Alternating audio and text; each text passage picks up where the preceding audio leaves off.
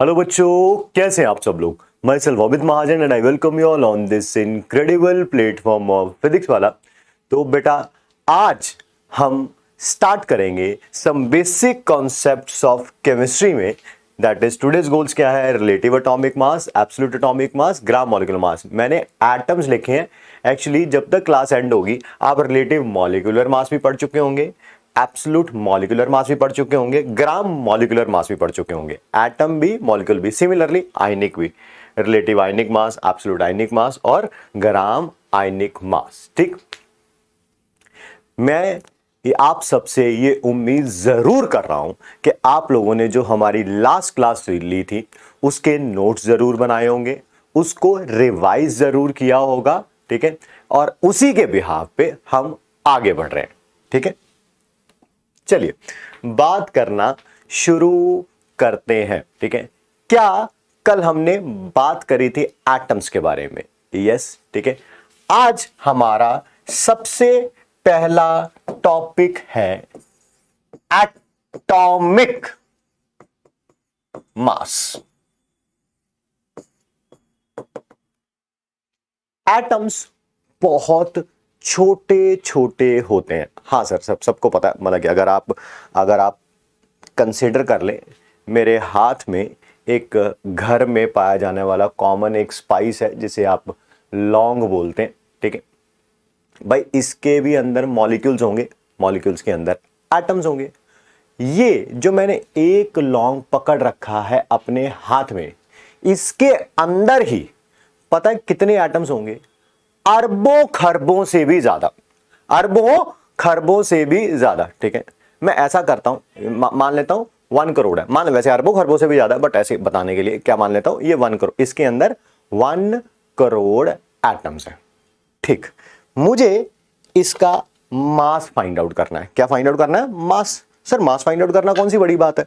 आपके पास घर पे वेइंग स्केल होना चाहिए। आपको अच्छे तरीके से नजर नहीं आएगा, but still I will try my level best. ठीक है, मैं पहले इसको ऑन कर रहा हूं। 0 पे आ रही है रीडिंग। ठीक है, आपको दिखेगी नहीं रीडिंग, बट आप थोड़ा ट्रस्ट करिएगा मेरे ऊपर इस मामले में। ठीक है, और मैंने क्या रखा, इसको इसके अंदर रखा। रीडिंग अभी भी 0 पे ही है, रीडिंग अभी भी 0 पे ही है। अगर मैं अरबों खरबों एटम्स का मास नहीं फाइंड आउट कर पा रहा हूं, तो क्या आपको लग रहा है कि मैं एक एटम का मास फाइंड आउट कर पाऊंगा? नहीं sir, that is a problem, that is a problem. ये तो समझ आ गया कि एटम्स बहुत छोटे छोटे होते हैं। ठीक है, और उनका एटॉमिक मास फाइंड आउट करना बहुत ज्यादा मुश्किल होता है। ठीक है, as atoms are very small. ठीक है, therefore it is very difficult to find mass of one atom. बेटा ये बात चल रही है 2021 की, 2021 चल रहा है। आज की डेट में घर पे हमारे पास इतनी फैसिलिटीज नहीं है कि हम करोड़ों अरबों एटम्स का मास फाइंड आउट कर सके। आज से 100 साल अगर पीछे चले जाए, ठीक है, जब नए नए एलिमेंट्स बहुत ज्यादा डिस्कवर हो रहे थे भाई, तब तो ये प्रॉब्लम बहुत ही ज्यादा हो गया ना। जो आज है भाई, 100 साल पहले तो, क्योंकि तब तो ये इलेक्ट्रॉनिक वेइंग स्केल वगैरह भी नहीं होते थे। ठीक है, उस समय क्या सोचा गया, उस समय क्या सोचा गया कि ऐसा करते हैं, एक एटम, हर देखो, कार्बन के एक एटम का मास फाइंड आउट करना, ऑक्सीजन के एक एटम का मास फाइंड आउट करना, सल्फर के एक एटम का मास फाइंड आउट करना, नाइट्रोजन के एक एटम का मास फाइंड आउट करना बड़ा मुश्किल है। प्रॉब्लम आपके सामने आई गई है। ठीक है, ऐसा करते हैं, इनका क्या फाइंड आउट कर लेते हैं, रिलेटिव एटॉमिक मास। सर ये कौन सी बला होती है रिलेटिव एटॉमिक मास? पहले तो नाम से पता चल रहा है रिलेटिव, रिलेट का मतलब है क्या करना, कंपेयर करना, है ना। रिलेटिव्स का काम यही होता है, आपके नंबर को अपने बच्चों के नंबर से क्या करना, कंपेयर करना। ठीक, रिलेट कर लेते हैं। सर रिलेट के बारे में एक आध एग्जांपल भी आपको देख लेते हैं। ठीक है, जैसे मान लीजिए एक क्लास के अंदर 6 स्टूडेंट्स हैं,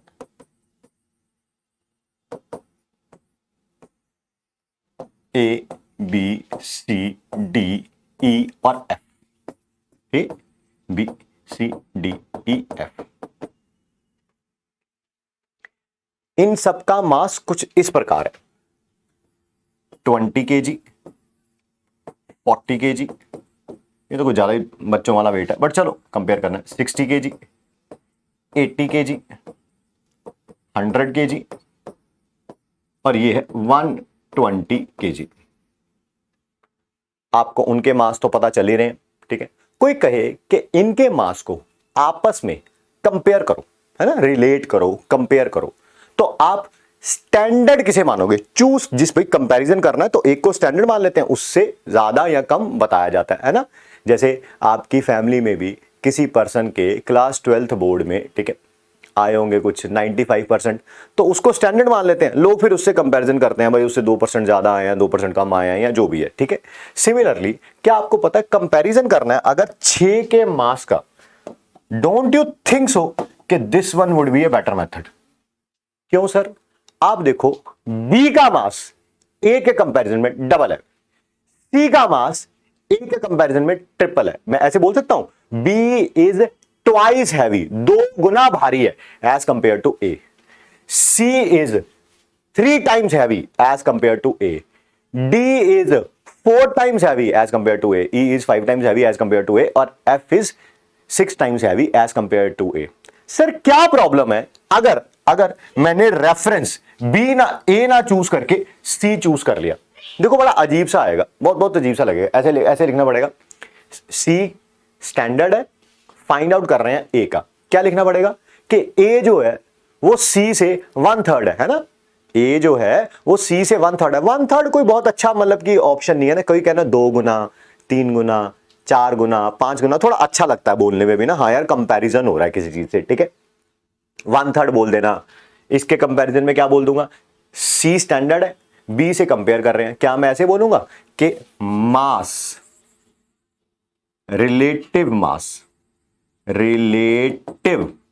मास ऑफ बी क्या होगा? कंपेयर किसको कर रहे हैं? 40 को। किसके साथ? 60 के साथ। तो क्या ऐसे बोलूंगा 2/3 है सी का, 2/3 है किसका? सी का, ठीक है। ये बड़ा अजीब सा लग रहा है, तो बेस्ट है कि अगर हमें किसी को कंपेयर, हम सबको कंपैरिजन करना है तो स्टैंडर्ड किसे माने? ए को माने। चलो ये बात तो पता चल गई। सिमिलरली आईयूपीएसी को भी relative atomic mass find out करने थे, उन्हें एक स्टैंडर्ड चूज करना था, ठीक है। उन्होंने क्या स्टैंडर्ड चूज किया? अभी रिलेटिव एटॉमिक मास पे आएंगे, थोड़ा बेसिक चीजें बता रहा हूं, ठीक है। उन्होंने क्या स्टैंडर्ड चूज किया, क्यों चूज किया, उसके बारे में बात करते हैं, ठीक है। एक लाइन बताता हूं फिर टॉपिक स्टार्ट करते हैं। किसी का भी सिंबल का, किसी एटम के सिंबल का रिप्रेजेंटेशन ऐसे किया जाता है। यस सर, यहां पर एटॉमिक नंबर लिखते हैं, मास नंबर लिखते हैं, ठीक। हर एक एलिमेंट के मास नंबर को अगर मैं ग्राम में लिख दूं, हाँ सर लिख दो, कितना लिख दोगे? यानी कि 4 ग्राम के अंदर हर एक एलिमेंट के मास नंबर को मैंने ग्राम में लिख दिया, ठीक। उसके अंदर Na एटम्स होते हैं। क्या होते हैं? Na एटम्स होते हैं, ठीक है। सो 4 ग्राम ऑफ हीलियम हैज एटम्स कितने? Na। सर Na कहने का मतलब एवोगैड्रोस नंबर, ठीक।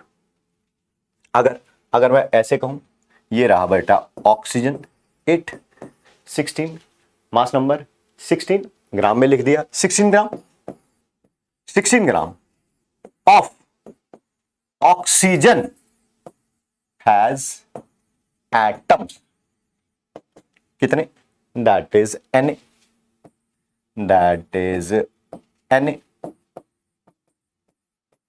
ठीक है सर। क्या मैं ऐसे ही बोल सकता हूं? बेटा कि 12 gram of carbon has atoms कितने? दैट इज Na का मतलब क्या है? एवोगैड्रो नंबर, ठीक। इसी लाइन को दोबारा लिख रहा हूं, क्या इसी लाइन को ऐसे लिखा जा सकता है बेटा क्या इसी लाइन को ऐसे लिखा जा सकता है कि 6.022 into 10⁻23 atoms of carbon has मास कितना, 12 ग्राम। सर इसी लाइन को तो लिखा है, यहां पर लिखा होता है 12 ग्राम के अंदर इतने एटम्स होते हैं, मैंने इसी लाइन को दोबारा लिख लिया कि 6.022 इंटू 10⁻23 एटम्स का मास कितना होगा, 12 ग्राम होगा। ठीक है, तो बताइए एक एटम का मास कितना होगा, एक एटम का मास कितना होगा। सर 6.022 इंटू 10⁻23 एटम्स का मास 12 ग्राम है, तो एक एटम का कितना होगा, 12 डिवाइडेड बाय, पता है ना, इस 6.022 इंटू 10⁻23 को Na भी लिख सकता हूं, क्या लिख सकते हैं, Na, तो 12 डिवाइडेड बाय Na। ठीक है सर ये क्या लिखा है आपने, एक एटम ऑफ कार्बन का मास। ठीक है, हमें क्या फाइंड आउट करना है, mass of 1/12 of 1 atom of carbon 12। एक एटम जो है कार्बन 12 का, उसका 1/12 हिस्सा, एक एटम ऑफ कार्बन 12 का मास नहीं फाइंड आउट करना, उसका 1/12 हिस्सा फाइंड आउट करना है। सर एक एटम का मास तो ये आया था 12/Na, इसके 1/12 हिस्से का क्या आएगा, अरे सर ये कर दो 1/12, इसमें कौन सी बड़ी बात है, कोई कहे किसी का 1/5 हिस्सा निकालना है, जो वैल्यू है उसको 1/5 से मल्टीप्लाई कर दो या 5 से डिवाइड कर दो, एक ही बात होती है ना, 1/5 से मल्टीप्लाई, 1 डिवाइडेड बाय 5 से मल्टीप्लाई या 5 से डिवाइड कर दो। तो मुझे इसका एक एटम ऑफ कार्बन 12 का 12th हिस्सा निकालना था, निकाल लिया सर। क्या ये 12 से 12 कैंसल आउट हो जाएगा, यस सर। ठीक, ग्राम में ऑब्वियसली वैल्यू, ठीक है, ये सब क्योंकि मास है ना, तो मास तो ग्राम में ही होगा। ठीक, ये जो है ना इतनी बड़ी सी वैल्यू, ये जो है ये इतनी बड़ी सी वैल्यू, ये देखो, ये नाम क्या है, mass of 1/12 of 1 atom of carbon 12। देख लो कितना बड़ा लग रहा है बोलने में। ठीक है, ये इसको IUPAC कहती है कि तुम ना इसे 1 AMU बोलो, क्या बोलो इसे, 1 AMU। तो 1 AMU थोड़ा पास करके लिख देता हूं, 1 AMU की वैल्यू कितनी होती है, 1/Na ग्राम, 1/Na ग्राम। ठीक है सर, ये जो आपने जो भी पढ़ाया है, पहले बताओ आपने ये किया क्या है। चलो ये समझ तो आ गया कि आपने कैसे किया, आपने कैसे किया ये तो समझ आ गया क्योंकि कैलकुलेशन आपके सामने करी है मैंने, बट क्यों किया है ये भी तो बताओ, कुछ थोड़ा सा इसके बारे में बताइए भी तो सही। ठीक है, क्या हम थोड़ा सा पीछे चलें, यहां पर चलते हैं। ठीक, मैंने यहां पर रेफरेंस किसे लिया था, ए को लिया था। ठीक, मुझे मास फाइंड आउट करना है डी का, रिलेटिव मास फाइंड आउट करना है डी का, ध्यान से देखना इधर please, relative mass find out करना है डी का। नेक्स्ट पेज पे लिख लूं, चलो यहीं पे लिख लेता हूं, स्पेस है, रिलेटिव मास ऑफ डी। ठीक है, कंपैरेटिव मास ऑफ डी किसके बराबर होगा, ऊपर क्या आएगा, मास ऑफ डी, नीचे क्या आएगा जिसके साथ आप कंपैरिजन कर रहे हो। वैल्यूज रखें, क्या डी का मास कितना था 80, ए का मास कितना है 20, दोनों को डिवाइड करूंगा तो क्या आ जाएगा 4। ठीक, क्या मैं इस 4 के कारण बोल सकता हूं, कि रिलेटिव, या ऐसे बोल सकता हूं D is 4 times heavy, D जो है वो 4 गुना हैवी है एस कंपेयर टू ए। हां सर बोल सकते हो, कोई प्रॉब्लम नहीं है। अब ध्यान से देखिए, मैंने पता क्या किया, हम लोगों ने relative atomic mass find out करना है ए का। ठीक, जैसे उस क्लास में हमने रेफरेंस ए को माना था ना भाई, जिसके साथ कंपेयर कर रहे थे हम, जब भी एटम्स का रिलेटिव मास फाइंड आउट करेंगे, ये रेफरेंस है, सॉरी अगले पेज पे, ये है वो रेफरेंस जिसके साथ कंपेयर करेंगे, ठीक है, ध्यान से सुनते हैं समझते हैं। रिलेटिव एटॉमिक मास। टॉपिक शुरू कर रहे हैं अब हम, रिलेटिव एटॉमिक मास। ठीक है, यहां से समझ आना चाहिए। ठीक है, पहली बात, क्या ये खुद का मास है? जैसे यहां पर जो डी का मास आया था, ठीक है, ये आया था 4, क्या ये डी का मास है? अरे नहीं सर, ये डी का कंपैरेटिव मास है as compare to A. As compare to A, के डी जो है वो ए से 4 गुना भारी है। डी का मास 4 थोड़ा नहीं है ना, डी का अपना मास कितना है? That is 80। ठीक है, तो ये क्या आपने कंपेयर किया है।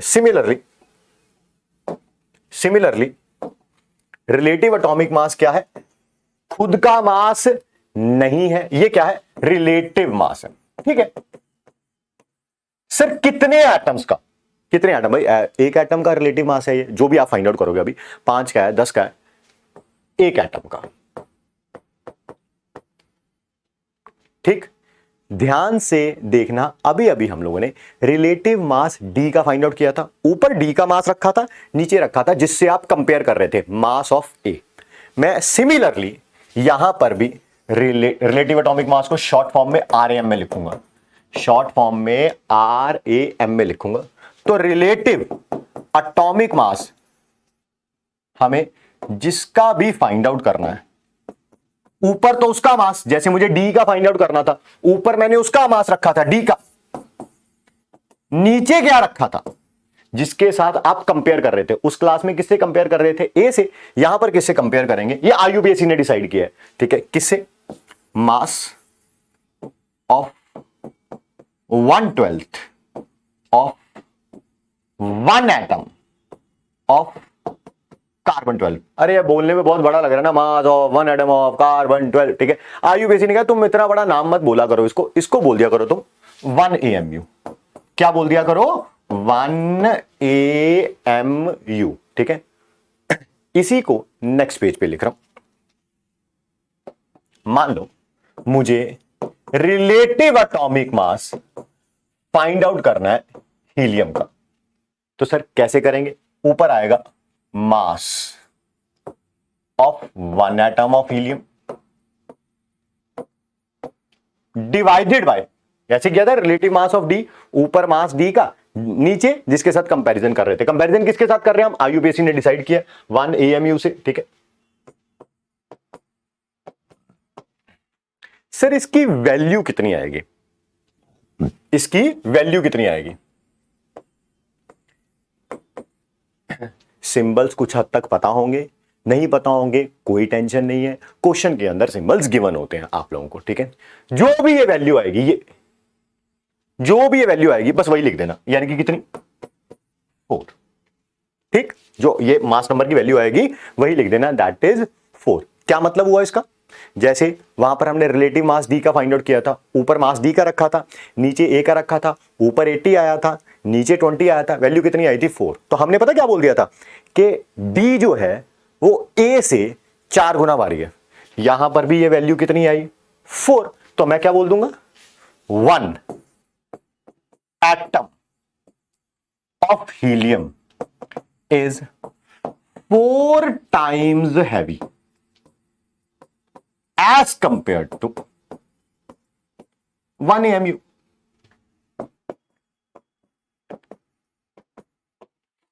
बेटा ये ग्राम में है, ग्राम में है ना? देखना चाहोगे कि 1 AMU ग्राम में है? ये रहा 1/Na जिसकी वैल्यू थी, ये ग्राम में है। हाँ सर ग्राम में। कहां गया? ये रहा। और ये भी ग्राम में होगा, ये भी ग्राम में होगा। ग्राम डिवाइडेड बाय ग्राम, इसका मतलब रिलेटिव एटॉमिक मास का कोई यूनिट नहीं होगा। सही है सर, आपने लिखा भी नहीं है उसे। ठीक है, बट जो भी नंबर लिखा हुआ है ध्यान से सुनना, रिलेटिव एटॉमिक मास का कोई यूनिट नहीं होता। मान गए सर? नहीं होता, क्योंकि ऊपर भी ग्राम नीचे भी ग्राम, ग्राम और ग्राम की रेशो क्या होगी? कैंसिल आउट हो जाएगी। ठीक है, बट रिलेटिव एटॉमिक मास को रिप्रेजेंट करने के लिए यहां पर यू लिख दिया जाता है या AMU लिख दिया जाता है। मैं मान गया रिलेटिव एटॉमिक मास का कोई यूनिट नहीं होता, बट भाई मैंने 4 लिखा है। 4 क्या है? ये रिलेटिव एटॉमिक मास है, ये एब्सोल्यूट एटॉमिक मास है, ये ग्राम एटॉमिक मास है, मुझे कैसे पता चलेगा? अगर उसके सामने U लिखा हुआ है या AMU लिखा हुआ है। AMU atomic mass unit, U उसी का यूनिट होता है, उसको यूनिफाइड मास भी बोल देते हैं। अगर आगे U लिखा हुआ है तो इसका मतलब है कि वो रिलेटिव एटॉमिक मास है, पहचान करने के लिए सिर्फ उसका, ठीक है। अच्छा, ऐसे ही एक ऑक्सीजन का भी करके देखते हैं। ऑक्सीजन का सिंबल होता है ये, सिंबल की टेंशन लेनी नहीं है,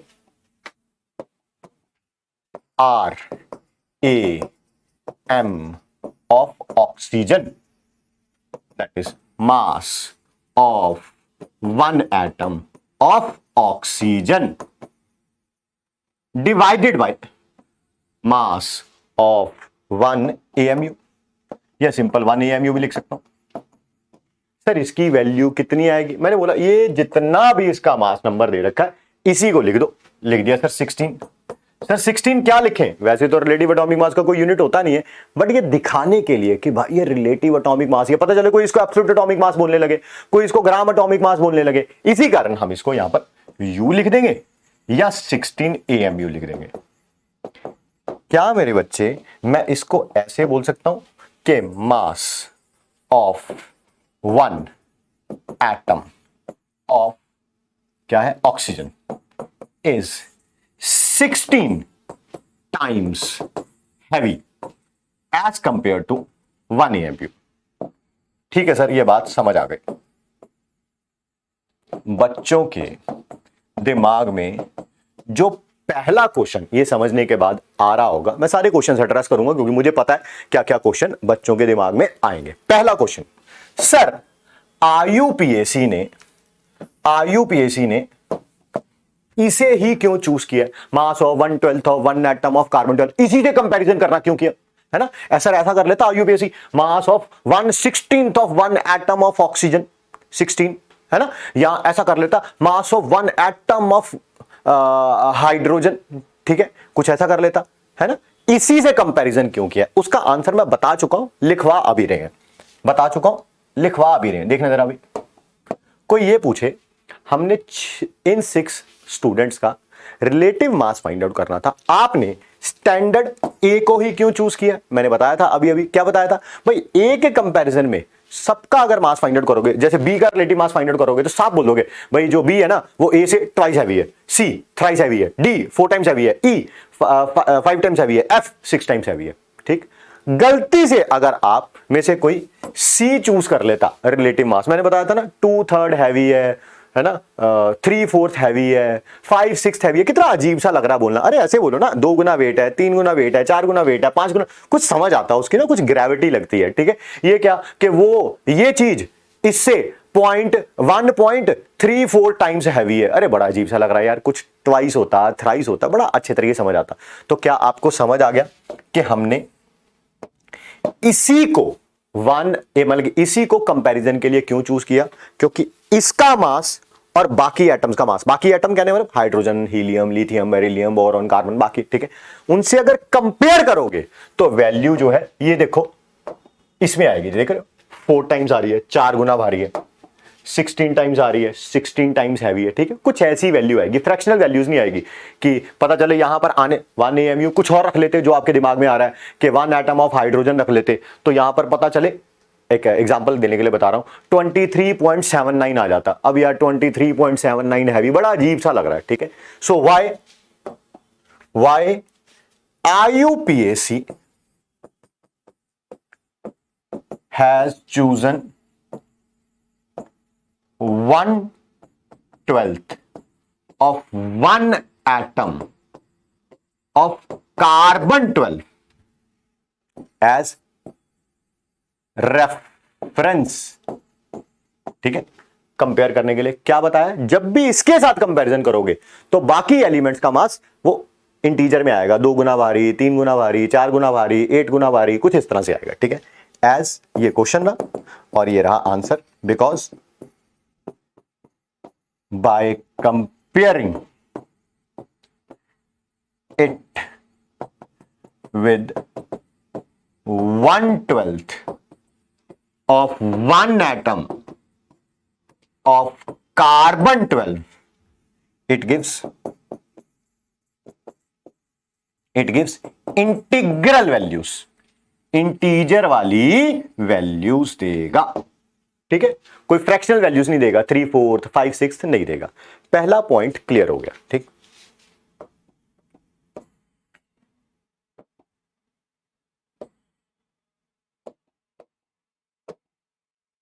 ये पॉइंट क्लियर हो गया। आगे बात करते हैं रिलेटिव एटॉमिक मास होता क्या है, आप उसको फाइंड आउट कैसे करेंगे वो भी देख लिया हम लोगों ने। अच्छा, एक बार एक छोटी चीज इसमें ऐड कर दूं, रिलेटिव मास वन एटम का किसमें यूनिट मैंने बताया, वैसे तो इसका कोई यूनिट होता नहीं है, ठीक है, बट रिप्रेजेंट करने के लिए कि भाई मैंने जो भी लिखा है वो रिलेटिव मास लिखा है, तो हम रिलेटिव एटॉमिक मास के एंड में या तो एएमयू लगा देते हैं या यू लगा देते हैं। ठीक है,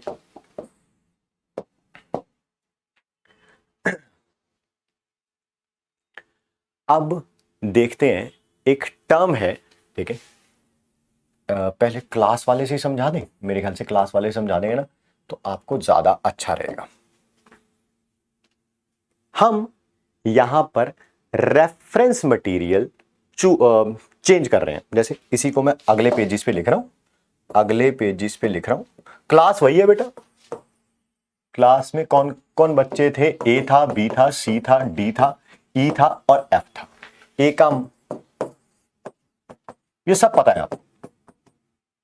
इसका मास था 20 kg, 40 kg, 60 kg, 80 kg, सब लिखा हुआ है आप लोगों ने, 100 kg और 120 kg। हमने रेफरेंस किसे चूज, मतलब जब रिलेटिव मास कंपेयर कर रहे थे सबका, ठीक है, रिलेटिव मास कंपेयर कर रहे थे, हमने रेफरेंस किसे चूज किया हुआ था, इसे चूज किया हुआ था। ठीक है, ठीक है, अगर जब मैं इसको रेफरेंस चूज करूंगा तो रिलेटिव मास सी का, सर अभी अभी किया तो था, एक चीज बतानी है तो दोबारा कर लेते हैं। ऊपर सी का मास, नीचे रेफरेंस का, 60/20 कम्स आउट टू बी 3। ठीक है, क्या ऐसे बोल सकता हूं, क्या C is relatively 3 times heavy as compare to A. ठीक है, तो सी को बड़ी खुशी हुई कि भाई जितना भी मास ए का है ना, मैं उससे 3 गुना भारी हूं। ठीक है, बहुत अच्छी बात है। क्या कर दिया, एक नया टीचर आया, उसने बोला हम सबका दोबारा relative atomic mass, sorry relative mass measure करेंगे, बट अब की बार पता क्या करना है, रेफरेंस मटेरियल एफ होगा। क्या होगा, एफ होगा। अब न्यू रिलेटिव मास सी का, ठीक है, पहले कन्वेंशनल स्केल मतलब जो पहले माना गया था उसके अकॉर्डिंग, तो सी जो है वो 3 गुना भारी है एज कंपेयर टू ए। अब की बार कोई नया टीचर आया, उसने बोला नहीं सबका रिलेटिव एटॉमिक मास मेजर करेंगे, बट अब की बार रेफरेंस मटेरियल क्या है, एफ। किसका फाइंड आउट कर रहे हैं, सी का। ऊपर सी का मास, नीचे जिससे रेफर करते थे, यहां पर ए से रेफर करते, आई मीन रिलेट करते थे, वहां पर एफ से। क्या ये वैल्यू हाफ आएगी, यस। ऐसा करते ही क्या रिलेटिव मास सी का चेंज हो गया है, यस। पहले 3 गुना आ रहा था, अब आधा रह गया है, हाफ रह गया है। ठीक है, क्या रेफरेंस मटेरियल चेंज करने पर रिलेटिव मास चेंज हो जाता है, हां सर चेंज हो जाता है। एग्जांपल आपके सामने, एग्जांपल आपके सामने। ठीक है, पहले रिलेटिव मास सी का क्या था, 3, अब रिलेटिव मास क्या है सी का, हाफ। इसका मतलब मैं यहां पर दिखा देता हूं आपको, ये देखो, ये जो था, ये रेफरेंस इसी को बोलते थे ना। अगर mass of 1/12 of 1 atom of carbon 12 जिसके साथ आप कंपेयर कर रहे हैं, अगर यही चेंज कर दिया जाए तो रिलेटिव मास चेंज हो जाएगा। प्रूफ आपके सामने अभी अभी हमने वो सी का करके भी दिखाया। ठीक, चेंज जो हो जाएगा, बट क्या चेंज आएगा, उसी को पढ़ने जा रहे हैं हम लोग। ठीक है, मैं दोबारा लिख देता हूं मैंने क्या क्या बात बोली है। Mass of 1/12 of 1 atom of carbon 12, ठीक है, और 1 AMU। बात एक की है क्या बेटा, इसकी वैल्यू यही होती है 1/12 इंटू 12/Na। मैं आपको दिखा देता हूं मैंने कहां से लिखी है, क्योंकि बाद में आप कहेंगे ओ ये कहां से लिख दी सर। ये लिखी हुई, ये देख लो, ये रही मास ऑफ 1/12 तो 1 एटम ऑफ कार्बन 12, यही है ना, 1/12 इंटू 12/Na। 12 से 12 क्या कर दिया हुआ है हम लोगों ने, कैंसिल कर दिया हुआ है, ठीक है, कोई टेंशन वाली बात नहीं है। ये डेफिनेशन है एएमयू की कन्वेंशनल स्केल पे। कहां पर, कन्वेंशनल स्केल पे। This is 1 AMU on conventional scale. Conventional scale का फिर मैं एक बार मतलब आप लोगों को बता देता हूं, ठीक है। क्या मतलब है कन्वेंशनल स्केल का, जिस पे आपने बाकी सबको भी कंपेयर किया हुआ था, जहां पर वैल्यू हीलियम की कितनी आ रही थी, 4 AMU, ठीक है, जहां जब कंपेयर किया हुआ, ठीक है। ऑक्सीजन की कितनी आ रही थी, 16 AMU, ठीक है, इसे बोलेंगे कन्वेंशनल स्केल। जब डेफिनेशन 1 AMU की कितनी है, 1/12 तो 1 एटम ऑफ कार्बन 12। अब IUPAC का हेड जो है वो किसी और को बना दिया गया, ठीक। उसने पता क्या सोचा, कह रहा यार डेफिनेशन ना 1 AMU की चेंज करते हैं। जैसे वहां पर नया टीचर आया था ना, उसने बोला था कि भाई रिलेटिव मास फाइंड आउट करना है, बट हाँ कंपैरिजन जो ए से कर रहे हैं ना, एफ से करो सारे के सारे, ठीक है। अब हमने डेफिनेशन 1 AMU की चेंज कर दी। न्यू डेफिनेशन ऑफ 1 AMU, इसे क्या बोलेंगे हम लोग, non conventional scale. Non conventional मतलब डेफिनेशन 1 AMU की क्या कर दी गई, चेंज कर दी गई, नॉन कन्वेंशनल स्केल। इतना तो पता है कि ऐसा करने से रिलेटिव एटॉमिक मास चेंज हो जाएगा, पता है, ये बात पता है मतलब कि ना, अभी हमने वो सी का फाइंड आउट भी करके देखा था, ठीक है। क्या कर दी गई, डेफिनेशन चेंज तो कर दी, बट क्या चेंज कर दी, ठीक है, that is mass of 1/x कर दिया ऑफ 1 एटम ऑफ कार्बन 12। पहले कार्बन के एक एटम के 12th हिस्से से कंपैरिजन होता था, अब कार्बन के एक एटम के एक्स हिस्से से कंपैरिजन होगा। सर एक्स कहने वाला पता नहीं क्या होगा यार, 1/4 आ जाए, 1/6 आ जाए, 1/7 आ जाए, 1/8 आ जाए, 1/24 आ जाए, 1/48 आ गए। क्या नई डेफिनेशन समझ आ गई आपको, ठीक। पुरानी डेफिनेशन कंपैरिजन इससे होता था, अब नया कंपैरिजन इससे होगा। करके देखते हैं नेक्स्ट पेज पे।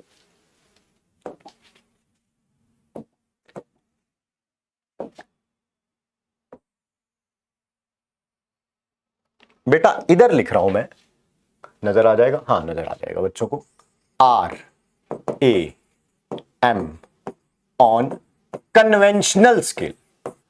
कन्वेंशनल स्केल समझते हो ना, जब डेफिनेशन कितनी थी, that is mass of 1 atom divided by mass of 1/12 तो 1 एटम ऑफ कार्बन 12, ठीक है। ऊपर क्या आ जाएगा, मास of 1 atom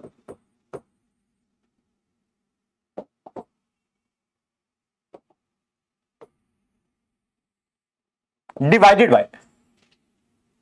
by mass of 1 AMU on conventional scale, ठीक। क्या मास ऑफ 1 AMU यही है बेटा, 1/12 इंटू 12/Na। हाँ सर यही है, जिसको आप 1/Na भी लिख सकते हो, क्योंकि 12 से 12 क्या हो जाएगा, कैंसल आउट हो जाएगा, ठीक है। थोड़ा पीछे चल के एक छोटी सी लाइन बताता हूं। क्या इतना तो सबको पता है, कार्बन के बारे में बात कर रहा हूं कि Na एटम्स का मास कितना था। सर ये तो अभी लिखा था आपने, आप देख रहे होंगे मैं बहुत सारी चीजें रिपीट कर रहा हूं आपको, ठीक है। रिपीट करने का सिर्फ एक ही कारण है भाई, पहली बार ना समझ आया हो तो दूसरी बार समझ आ जाए। वैसे ये करना ही नहीं चाहिए क्योंकि वीडियो लेक्चर है, रिकॉर्डेड है, आप पीछे जाके भी देख सकते हैं, बट फिर भी मतलब कि एक कर्टसी होती है कि चलो यार आप नए हैं, आप लोगों को कंफर्टेबल जोन में रखा जाए। धीरे धीरे लेवल इतना बढ़ता जाएगा कि आप देखेंगे चैप्टर की शुरुआत कहां पर हुई है और चैप्टर खत्म कहां पर हुआ है, आपने कितने सारे कॉन्सेप्ट सीख लिए, ठीक है। Na एटम्स का मास कितना होता है, ये अभी अभी थोड़ी देर पहले बताया था सर, जो भी वो नंबर होगा ना मास नंबर, उसको ग्राम में रख देना, रख दिया। एक एटम का मास कितना होता है, सब डिराइव किया जी आज हमने 12/Na। नई डेफिनेशन क्या थी 1 AMU की, कंपैरिजन किससे करना है, mass of 1/12 sorry mass of 1/x of 1 atom of carbon 12। 1 atom का मास आ गया, mass of 1/x, mass of 1/x of 1 atom of carbon 12। एक एटम का 12/Na, 1/x, 1/12 का कैसे फाइंड आउट कर देते, 1/12 कर देते थे, 1/x का कैसे फाइंड आउट करूंगा, 1/x कर दूंगा। लो जी, ये नई डेफिनेशन आ गई 1 AMU की, ये नया सिस्टम आ गया जिसके साथ हम लोग क्या करेंगे, कंपेयर करेंगे, जिसके साथ हम लोग क्या करेंगे, कंपेयर करेंगे। ये रहा, this is 1 AMU on non conventional scale. नया टीचर आया था ना, उसने कंपैरिजन किसके साथ कराया था, एफ के साथ, तो ये रहा एफ हो गया ये, ठीक है। चलिए आगे बढ़ते हैं नेक्स्ट पेज पे। राम कन्वेंशनल स्केल में लिख लिया, हाँ सर लिख लिया।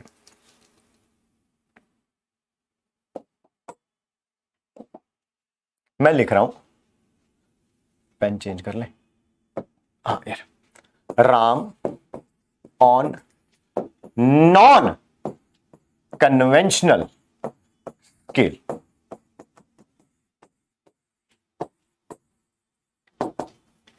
ठीक बेटा, ये हीलियम है तो ये भी हीलियम है, ये कार्बन है तो ये भी कार्बन है, जिसका राम फाइंड आउट कर रहे हैं, ये ऑक्सीजन है तो ये भी ऑक्सीजन है ना। वो तो बात पक्की है सर, अब वो तो बात पक्की है भाई। आपने कंपैरिजन किया था वहां पर, सी का किया था ए के साथ, 3 गुना हैवी आया था स्टूडेंट्स के केस में, सी का किया था एफ के साथ तो हाफ टाइम्स आया था, है ना। वो तो मतलब जिसका भी फाइंड आउट करोगे वो तो चीज सेम ही रहेगी। वापिस आ रहे हैं टॉपिक के ऊपर, न्यूमिनेटर तो वही रहेगा, मास ऑफ 1 एटम। क्या डिनोमिनेटर में क्या आ जाएगा, mass of 1x of 1 atom of carbon 12, mass of 1x of 1 atom of, इसको ना थोड़ा इधर लिख देता हूं क्योंकि पूरा स्पेस नहीं है। लिखा वही है, लिखा वही है, बस लिखा वही है, बस यहां पे लिख रहा हूं क्योंकि स्पेस नहीं है। न्यूमिनेटर में वही आएगा, मास ऑफ 1 एटम डिवाइड किससे करेंगे, mass of 1x of 1 atom of carbon 12। क्या उसको ऐसे लिख सकता हूं, 1/x into 12/Na। Yes sir, आपकी रेफरेंस के लिए इसको मैं ए बोल रहा हूं। Sir what do you mean by A, Ram on conventional scale. ये नॉन कन्वेंशनल स्केल पे जो आएगा इसको बोलेंगे ए डैश। ठीक है sir, this is equation number 1, this is equation number 2। ये 1 है, ये 2 है। नेक्स्ट पेज पे चलते हैं। डिवाइड 2 बाय 1, 2 को 1 से डिवाइड करो। क्या 2 ये है, 1 ये है। पहले करूंगा मैं left hand side, left hand side समझते हो ना, ये लेफ्ट है, लेफ्ट है। अगर मैं करूंगा तो क्या आ जाएगा, ए डैश बाय ए। ठीक है सर, ठीक है। ऊपर क्या लिखोगे, ऊपर क्या लिखोगे, ऊपर लिखेंगे ए डैश। ए डैश किसके बराबर था, ए डैश किसके बराबर था, मास of 1 atom divided bye 1/x into 12/Na। ए किसके बराबर था, ए किसके बराबर था, मास of 1 atom by 1/12 into 12/Na। क्या आपको इतनी बात पता है ये जो भी एटम है यही वही एटम है, ये हीलियम है तो ये भी हीलियम है, ये ऑक्सीजन है तो ये भी ऑक्सीजन है, ये सोडियम है तो ये भी सोडियम है। तो ऑब्वियसली बात है यार, रिलेटिव मास तो एक ही चीज का होगा ना। सी का कंपैरिजन करूंगा ए के साथ, सी का कंपैरिजन करूंगा एफ के साथ, ठीक है। ये नहीं कि ये ऑक्सीजन है और ये पता चले हीलियम कर लें, अरे भाई ये कैसे हो सकता है, ठीक है। क्या ये दोनों कैंसिल आउट हो जाएंगे? हाँ सर, ये हीलियम था ये हीलियम था, एक एटम के हीलियम का मास तो सेम ही रहेगा, वो तो कैंसिल आउट हो गया, ठीक। क्या ये भी कैंसिल आउट हो जाएंगे 12/Na और 12/Na? यस सर, ठीक है। ध्यान से देखिएगा, इसी स्टेटमेंट को लिख रहा हूं मैं, लेफ्ट हैंड साइड वही है A'/A, राइट हैंड साइड पे आ जाइए, न्यूमिनेटर और डिनोमिनेटर में 1/x है। ध्यान से देखना, ध्यान से देखना, न्यूमिनेटर है 1, डिनोमिनेटर है 1/x। सर डिनोमिनेटर को किसी भी चीज से डिवाइड करते हैं तो वो ऊपर चला जाता है, इसका मतलब सर ये x है, इसका मतलब ये x है। सिमिलरली 1 डिवाइडेड बाय 1/x क्या आएगा? x। इसको भी देख लो, न्यूमिनेटर और ये रहा डिनोमिनेटर, न्यूमिनेटर तो 1 है क्योंकि कैंसिल आउट हो चुका है, डिवाइडेड बाय 1/12। सर ये 12 है, डिनोमिनेटर को किसी भी चीज से डिवाइड करते हैं तो वो न्यूमिनेटर में चला जाता है। तो क्या यहां पर भी कितना आ गया बेटा? 12 आ गया। कई बच्चे ऐसा सोचते हैं कि सर ये 1/x है, ये 1/12 है, 12 ऊपर चला जाएगा, x नीचे आ जाएगा। नहीं भाई, डिनोमिनेटर को किसी भी चीज से डिवाइड करते हैं तो वो ऊपर चला जाता है, ठीक। तो हमने यही किया। क्या a' किसके बराबर आ गया? a × x/12। इसी को अगले पेज पे लिख रहा हूं, a × x/12। क्या हमने समझा? हमने ये समझा कि रिलेटिव एटॉमिक मास चेंज हो जाता है जब 1 AMU की डेफिनेशन चेंज कर दी जाती है। हाँ भाई, चेंज कर दी गई है, ठीक है। Relative atomic mass on non conventional scale change होने के बाद जो आई है, चेंज होने के बाद जो आई है। सर ये A क्या है? That is relative atomic mass on conventional scale. Sir conventional scale कहने का मतलब जब AMU की definition 1/12 of 1 atom of carbon 12 थी, ये जब 1/x हो गई, ठीक है, 1/6 हो गई, 1/12 हो, सॉरी 1/18 हो गई, 1/24 हो गई, ठीक है। RAM on conventional scale. Sir ये x क्या है? डेफिनेशन जो चेंज हुई है, अगर 1 AMU की डेफिनेशन हो गई मास ऑफ 1/6 है ना, तो x 6 है। अगर डेफिनेशन 1 AMU की हो गई mass of 1/24 of 1 atom of carbon 12, तो x 24 है। अगर डेफिनेशन 1 AMU की हो गई mass of 1/60 of 1 atom of carbon 12, तो x जो है वो 60 है। मेरे ख्याल से समझ आ गया कि x क्या है। 1 AMU की डेफिनेशन चेंज करने से रिलेटिव एटॉमिक मास चेंज होगा, पक्का। कैसे चेंज होगा? फॉर्मूला आपके सामने है, कन्वेंशनल स्केल वाला यहां पे लिखूंगा, x को यहां पे लिखूंगा, 12 से डिवाइड कर दूंगा, नया रिलेटिव एटॉमिक मास आ जाएगा। क्वेश्चन करके देखते हैं, तब ज्यादा समझ आएगा। देखिए प्लीज, क्वेश्चन ये, find new relative atomic mass of helium if 1 AMU is defined as 1/6 of 1 atom of carbon 12. If RM of helium on conventional scale, conventional scale समझते हो ना, जब डेफिनेशन कितनी होगी 1 AM की? 1/12 of 1 atom of carbon 12 is 4 लिखना है, 4 लिखो, 4 AMU लिखना है, 4 AMU लिखो, 4U लिखना है, 4U लिखो, मर्जी आपकी है, ठीक। ध्यान दीजिए, क्या जब भी 1 AMU की डेफिनेशन चेंज करते हैं रिलेटिव एटॉमिक मास चेंज हो जाता है? यस। कैसे चेंज होता है? कैसे चेंज होता है? दैट इज नया रिलेटिव एटॉमिक मास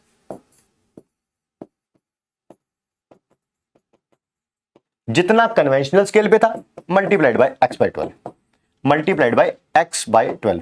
क्वेश्चन पढ़ लेंगे। क्या रिलेटिव नई डेफिनेशन है 1 AMU की, mass of 1/6 sixth of one atom of carbon 12। ठीक है, क्या x की वैल्यू 6 है? Yes sir. ठीक, and relative atomic mass helium का कन्वेंशनल स्केल पे कितना था? 4 AMU। क्या a की value that is relative atomic mass on conventional scale, क्या उसकी वैल्यू 4 है? Yes sir. सर वैल्यू रख लो, ये कौन सी बड़ी बात है।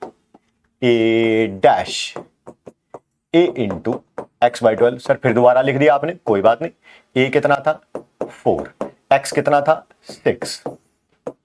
क्या वैल्यू अब 2 हो जाएगी? यस, यानी कि 2 AMU लिख लो, 2U लिख लो या अकेला 2 लिख लो, मर्जी आपकी है। ठीक है, यानी कि अगर 1 AMU की डेफिनेशन ये हो जाती 1/6 atom of 1 carbon 1/6 of 1 atom of carbon 12, तब हम क्या बोलते हैं कि एक एटम हीलियम का 2 गुना भारी है। ठीक है, 2 आया ना, 2 गुना भारी है as compare to mass of 1/6 of 1 atom of carbon 12। ठीक, अगर आप चाहते हैं तो एक क्वेश्चन और कर लेते हैं जी हम लोग। ठीक है, find new RAM if 1 AMU is defined as 1/24 of 1 atom of carbon 12। Find new RAM किसका? सोडियम का। किसका न्यू RAM फाइंड आउट करना है? सोडियम का। ठीक, सोडियम लिखना भूल गया था तो मैंने लिख दिया अभी। ठीक है, अगर नई AMU की डेफिनेशन है 1/24 तो 1 एटम ऑफ कार्बन 12। ठीक है, if RM of sodium on conventional scale, भाई ये सोडियम है, N स्मॉल a से लिखा जाएगा, Avogadro number N capital A से लिखा जाएगा, दोनों सबस्क्रिप्ट में ही रहेंगे, नीचे ही रहेंगे। ठीक है, if RM of sodium on conventional scale is 23, फिर वही 23 AMU 23U, मर्जी आपकी है, मैं उसमें कोई टेंशन, या अकेला 23 वो भी चल जाएगा। क्या बेटा फॉर्मूला यही है, A डैश नया रिलेटिव एटॉमिक मास जितना कन्वेंशनल स्केल पे था मल्टीप्लाइड बाय x बाय 12। क्या सोडियम का कन्वेंशनल स्केल पे दे रखा है 23? यस। डेफिनेशन 1 AMU क्या होती है? 1/x। अब वो कितनी हो गई है? 1/24। कितनी हो गई है? 1/24। यहां पर 24 12, क्या ये वैल्यू 46 आ जाएगी। 46 AMU 46U या अकेला 46, मर्जी आपकी। ठीक, तो यानी कि नया रिलेटिव एटॉमिक मास कितना आ गया सोडियम का? That is 46। ठीक है, आगे बढ़ते हैं। एक टर्म जो नहीं पढ़नी है अब हमें, that is absolute atomic mass. Sir ये क्या है? रिलेटिव एटॉमिक मास क्या था? पहली बात तो सर वो रिलेटिव मास था, हम किसी के साथ क्या कर रहे थे? कंपेयर कर रहे थे उसे। ठीक, एब्सोल्यूट क्या है? खुद का। खुद का, मेरा खुद का मास कितना है, एक एटम का खुद का मास कितना है, ठीक है, उसे क्या बोलेंगे आप? एब्सोल्यूट एटॉमिक मास। ठीक, यूनिट क्या होगा? ग्राम। यूनिट क्या होगा? ग्राम। पहली बात, एब्सोल्यूट एटॉमिक मास की डेफिनेशन क्या है? पहली तो ये रिलेटिव नहीं है, हम किसी के साथ इसको कंपेयर नहीं कर रहे हैं। ठीक है, खुद का मास है ये, एब्सोल्यूट मास। कितने एटम्स का? कितने एटम्स का? 1 एटम का। यूनिट ग्राम में। ठीक है, तो एब्सोल्यूट एटॉमिक मास को शॉर्ट फॉर्म में हम आम लिखेंगे। एब्सोल्यूट एटॉमिक मास को शॉर्ट फॉर्म में हम आम लिखेंगे। लिख दिया सर? ये देखिए, absolute atomic mass that is mass of 1 atom. Unit किस में रख लेना? ग्राम में रख लेना, बस खत्म हो गया। ये लो भाई, खत्म। ऐसे ही सिर्फ समझाने के लिए, सिर्फ समझ, यही एब्सोल्यूट एटॉमिक मास खत्म हो चुका है। ठीक है, सिर्फ समझाने के लिए, क्योंकि रिलेटिव एटॉमिक मास पढ़ा, थोड़ा उससे रिलेट करने के लिए। तो रिलेट का मतलब आई वुडंट से रिलेट, फिर तुम रिलेटिव में चले जाओगे। रिलेटिव एटॉमिक मास से ये फाइंड आउट कैसे कर सकते हैं एब्सोल्यूट एटॉमिक मास? मैं रिपीट कर रहा हूं, रिलेटिव एटॉमिक मास से एब्सोल्यूट एटॉमिक मास आप फाइंड आउट कैसे कर सकते हैं? देखिए, एब्सोल्यूट एटॉमिक मास। क्या बेटा ये जो चीज लिखी हुई है मास ऑफ वन एटम, क्या मैं इसको सेम चीज से डिवाइड कर सकता हूं और क्या सेम ही चीज से मल्टीप्लाई कर सकता हूं? अरे सर, दुनिया की किसी भी चीज को आप सेम चीज से डिवाइड सेम चीज से मल्टीप्लाई कर रहे थे, फर्क नहीं पड़ेगा। किसी भी चीज को 5 से डिवाइड करो, 5 से मल्टीप्लाई करो, सेम ही चीज होती है वो। किसी भी चीज को 6 से डिवाइड करो, 6 से मल्टीप्लाई करो, उसकी वैल्यू क्या रहेगी? सेम ही रहेगी। तो मैंने क्या किया, इसको 1 AMU से डिवाइड किया, 1 AMU से मल्टीप्लाई कर दिया। ठीक, ये क्या है बेटा, ये क्या है? ये देखो जरा, ये क्या है? इतना सा मास of one atom divided by 1 AMU। अरे सर, ये तो राम है ना, रिलेटिव एटॉमिक मास, बस वही लिख रहा हूं। इतने से हिस्से को क्या लिख दूंगा, राम, और यहां पर 1 AMU। सो एब्सोल्यूट एटॉमिक मास किसके बराबर आ गया? जितना रिलेटिव एटॉमिक मास होता है उसको 1 AMU से मल्टीप्लाई कर दो। 1 AMU, ध्यान से देखना, सुनना, समझना। 1 AMU क्या यही होता है? Yes sir. इसको सॉल्व कर रहा हूं मैं, थोड़ा सा सॉल्व कर रहा हूं। क्या हम सबको पता है एवोगैड्रो नंबर की वैल्यू कितनी होती है? Yes sir, 6.022 into 10⁻23। सॉल्व कर सकते हैं? हाँ सर, सॉल्व कर सकते हो। क्या 1 को डिवाइड करना है 6.022 इंटू 10⁻23 से? इसकी वैल्यू आती है 1.67 इंटू 10⁻24 ग्राम। 1 AMU की वैल्यू कितनी है? 1.67 1.6666 है, उसको मैंने राउंड ऑफ कर लिया। 1.67 इंटू 10⁻24 ग्राम, ये 1 AMU की वैल्यू। अगर कोई ग्राम में पूछे 1 AMU और वैल्यू होगी ना कुछ उसकी ग्राम में, वो इतनी है। ठीक है,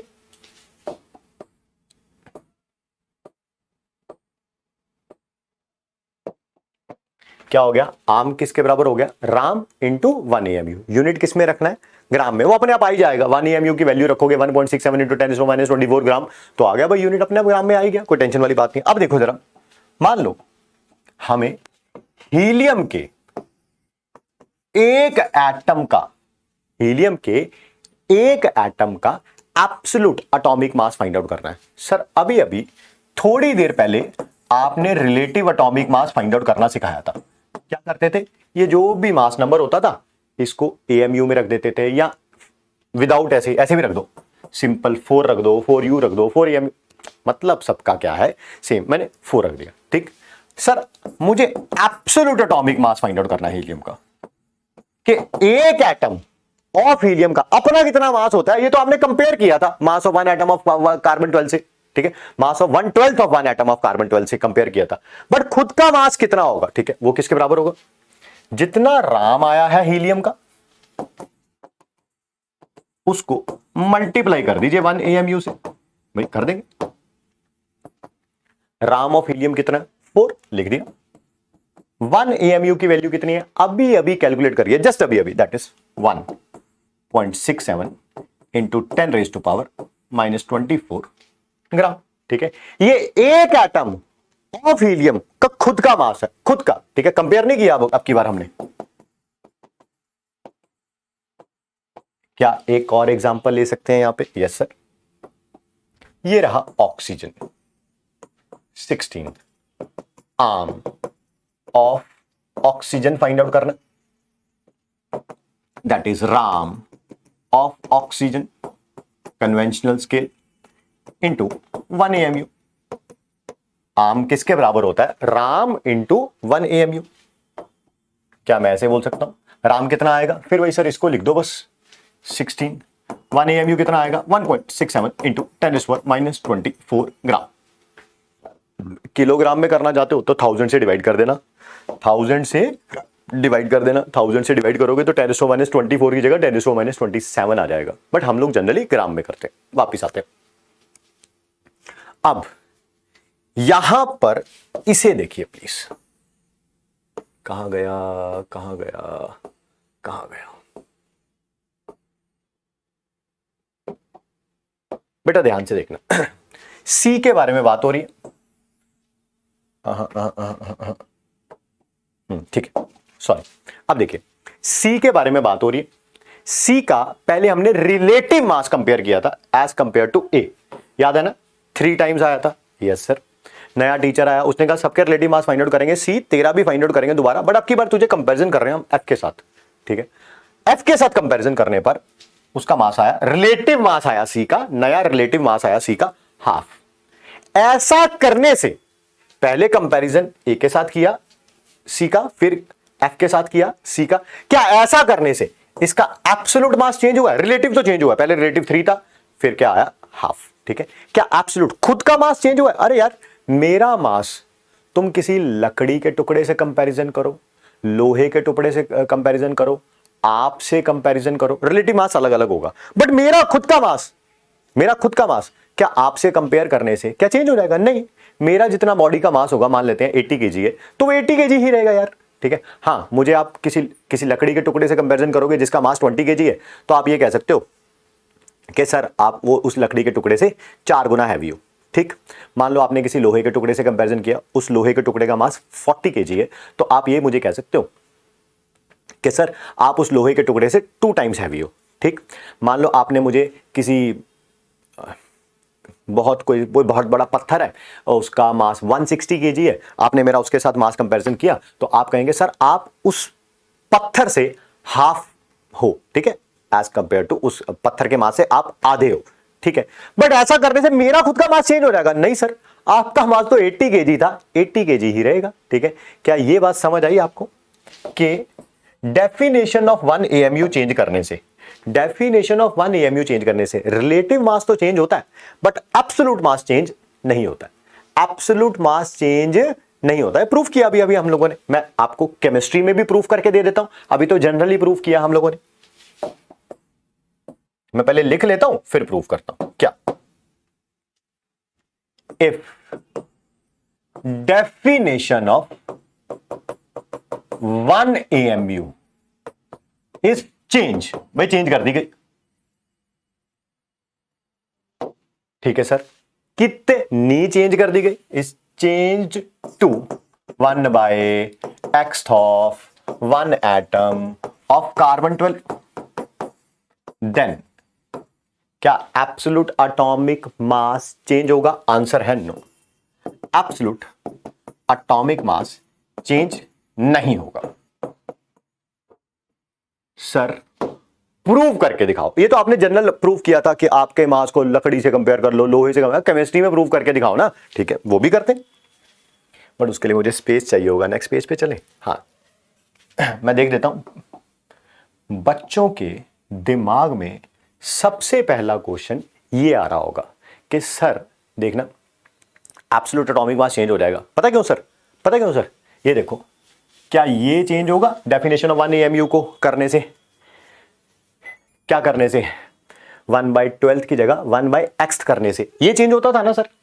तो देखो अगर ये चेंज होगा तो उसको किसी से मल्टीप्लाई कर रहे हैं तो वो भी चेंज हो जाएगा। मैं प्रूव करके दिखाता हूं कि ऐसा नहीं है, ऐसा नहीं है। मैं प्रूव करके दिखाता हूं आपके सामने। देखिए, ओल्ड वर्ड ना यूज करें, ऐसे लिख लेते हैं, A M on conventional scale, conventional scale, that is RAM on conventional scale into 1 AMU on conventional scale। मेरे पास स्पेस नहीं है, यहां पर लिख लेना 1 AMU on conventional scale, ठीक है। अब आपने डेफिनेशन 1 AMU की चेंज कर दी, यहां पर लिख रहा हूं absolute atomic mass on non conventional scale, non conventional scale, that is relative atomic mass on non conventional scale into 1 AMU on non-conventional scale।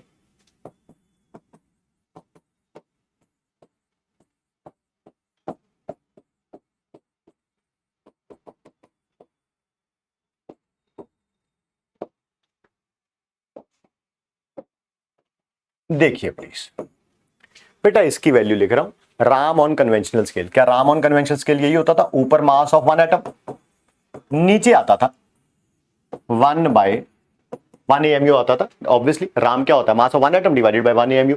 1 AMU conventional scale पे यही होता था। यहां पर भी वही लिख रहा हूं, 1 AMU कन्वेंशनल स्केल पे यही होता था। सर 12 से 12 कैंसिल आउट कर दो, कर दो। 12 से 12 कैंसिल आउट कर दो, कर दो। ये डिवाइड किया हुआ है, डिनोमिनेटर को Na से डिवाइड किया हुआ, ऊपर चला जाएगा। डिनोमिनेटर को Na से डिवाइड किया हुआ है, ये Na ऊपर चला जाएगा, ये Na नीचे, तो क्या ये दोनों कैंसिल आउट हो जाएंगे? Yes sir. यानी कि आर्म किसके बराबर आ गया, मास ऑफ वन एटम। ठीक, यहां पर भी वही लिख रहा हूं, बट नेक्स्ट पेज में RAM on non conventional scale, mass of one atom divided bye,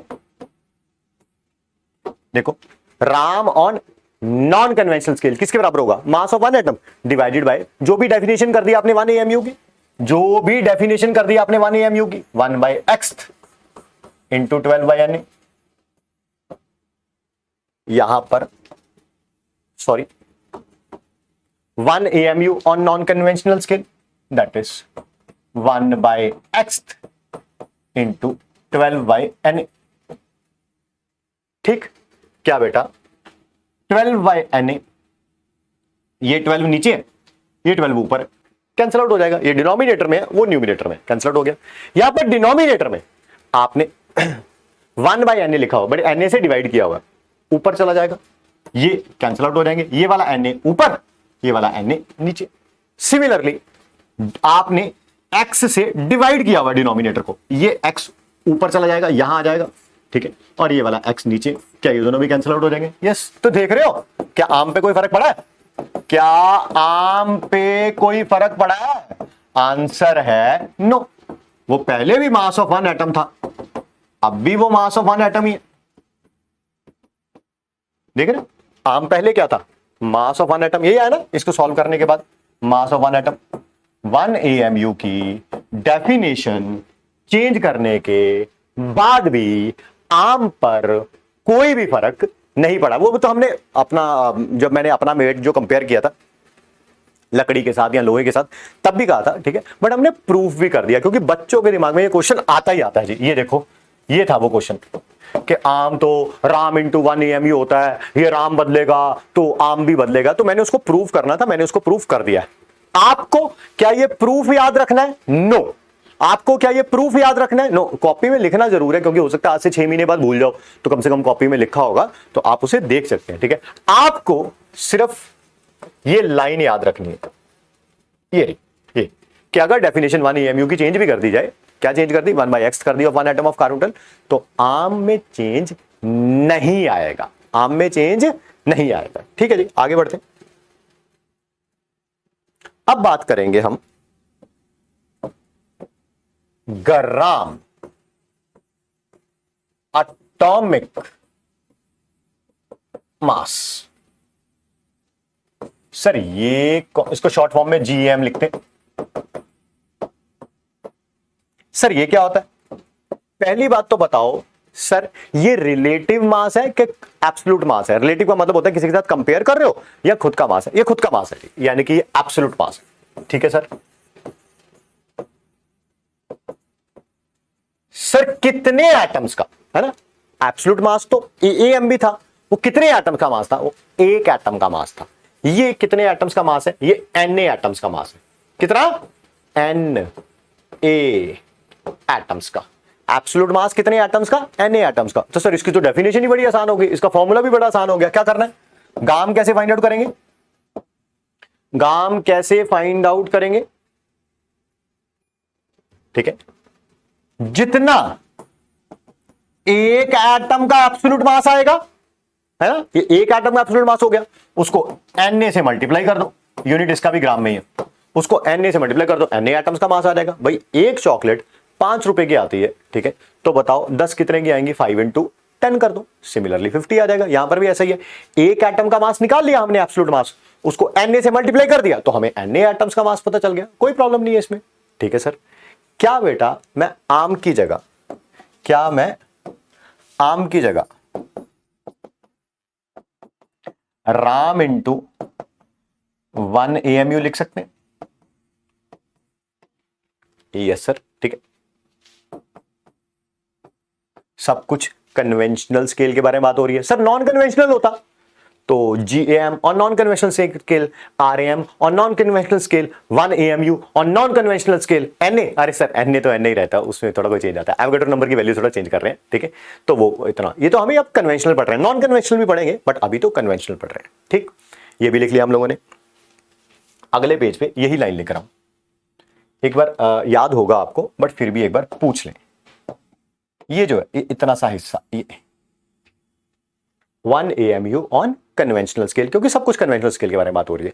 क्या 1 AMU कन्वेंशनल स्केल पे 1/NA होता है? यस सर, आज प्रूफ भी किया है सर आपने, कम और 2-3 बार मैं पीछे जाके दिखा भी चुका हूं आपको। ये रहा, क्या 1 AMU कन्वेंशनल स्केल पे 1/NA ये होता है 1/12 इंटू 12/NA, तो 12 से 12 कैंसिल आउट किया हुआ है तो उसको 1/NA लिख सकते हैं। हाँ सर लिख सकते हैं।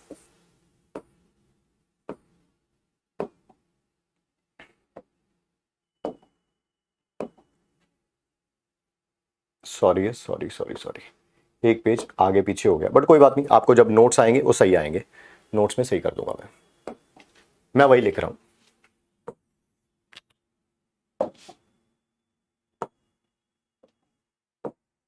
GAM जो लाइन लिखी हुई थी उसी को दोबारा लिख रहा हूं, RM into 1 AMU into NA, ठीक है सर। क्या RM लिख, पता है ना यूनिट किस में आएगा? ग्राम में, ठीक है। क्या 1 AMU की जगह ये लिख सकता हूं 1/12 इंटू 12/NA, जिसको 12 से 12 कैंसिल आउट हो जाएगा, 1/NA आ जाएगा। यूनिट किस में? ग्राम में। NA से NA कैंसिल आउट हो गया। अरे यानी कि GAM और RAM दोनों का नंबर सेम होता है, बस यूनिट अलग अलग होता है। दोनों का नंबर सेम होता है बट यूनिट क्या होता है? अलग अलग। RAM और GAM दोनों का नंबर सेम है बट यूनिट क्या है? अलग अलग। इसका मतलब समझते हैं और थोड़ा इसके डिटेल में बात करते हैं। किसी का भी आपको RM लिखना आता है, आज की क्लास की शुरुआत ही हमने वहीं से करी थी। क्या यहां से करी थी? RAM of sodium that is 23 AMU, 23U या 23, मर्जी आपकी। मैं 23 AMU लिख देता हूं, ठीक। आप U भी लिख सकते हो, 23 भी लिख सकते हो। तो इसका GAM किसके बराबर हो जाएगा? GAM RAM दोनों एक दूसरे के इक्वल होते हैं, बस फर्क कितना है? यहां पर क्या आ जाएगा? यूनिट 23 ग्राम हो जाएगा। देखने में ऐसा लग रहा है कि नंबर सेम है और शायद इसकी वैल्यू भी सेम है, ना, दोनों में जमीन आसमान का अंतर है। कैसे कैसे सर, कैसे अंतर है? ये देखो, ये देखो, क्या ये RAM लिखा है? यस सर, ठीक है। ये जो टॉपिक है ना, relative atomic mass, absolute atomic mass, ग्राम एटॉमिक मास, टीचर्स इसे जनरली कराते नहीं है। क्यों? क्योंकि थोड़ा सा समझने में आपको पेन लेना पड़ता है, ठीक है। और पेपर में अगर क्वेश्चन आ गया, ठीक है, तो ऑब्वियसली बहुत ज्यादा प्रॉब्लम होगी, ठीक है। अच्छा, दोनों में जमीन आसमान का अंतर है, कैसे पता सर आपको? ये क्या है सर? ये रिलेटिव एटॉमिक मास है। क्या रिलेटिव एटॉमिक मास की डेफिनेशन हमने यही लिखी थी? रिलेटिव मास, पहली बात तो। Yes sir. कितने एटम्स का लिखा था सर? एक एटम का।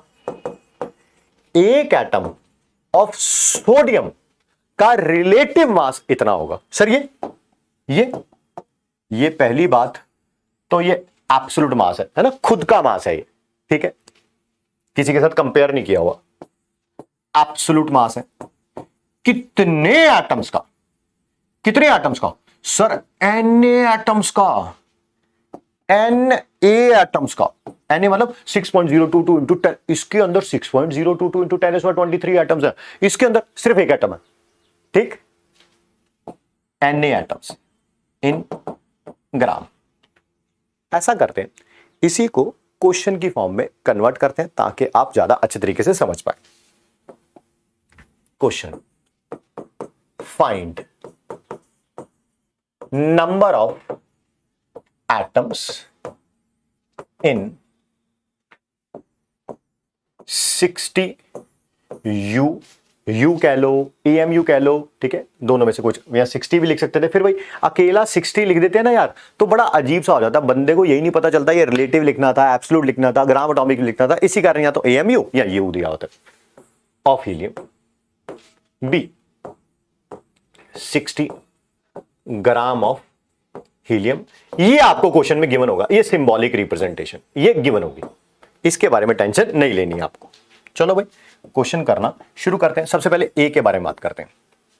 क्या हम सबको किसी का भी रिलेटिव एटॉमिक मास लिखना आता है? हाँ सर लिखना आता है, relative atomic mass of helium.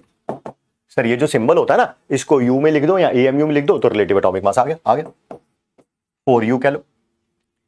Relative atomic मास कितने एटम्स का मास होता है? रिलेटिव मास होता है कितने एटम का? एक एटम का। तो क्या मैं ऐसे लिख सकता हूं, 4u हैज एटम्स, इसी लाइन को लिख रहा हूं, of helium, that is equal to 1। Sir कोई प्रॉब्लम नहीं है, क्योंकि रिलेटिव एटॉमिक मास कितने एटम्स का मास होता है? एक एटम का। तो बताओ 60u में कितने एटम्स होंगे? 60u has atoms of helium. 4u के अंदर एक एटम है, तो 60u के अंदर कितने होंगे? 1/4 इंटू 60 कम्स आउट टू 15। क्या पहला पार्ट सॉल्व कर लिया हम लोगों ने? आंसर है यस। ठीक है, अब बात करते हैं सेकंड पार्ट के बारे में। लिखा हुआ है 60 ग्राम ऑफ हीलियम। हम सबको क्या किसी का भी ग्राम एटॉमिक मास लिखना आता है? Yes sir. ग्राम एटॉमिक मास पता कितना हो जाएगा सर हीलियम का? जितना आपने राम लिखा था वही नंबर लिख लो, बस यूनिट चेंज कर दो, यानी कि 4 ग्राम कर दो। क्या ग्राम एटॉमिक मास कौन सा मास था? सर ये एब्सोल्यूट मास है। ठीक, कितने एटम्स का? Na एटम्स का। कितने एटम्स का? Na एटम्स का।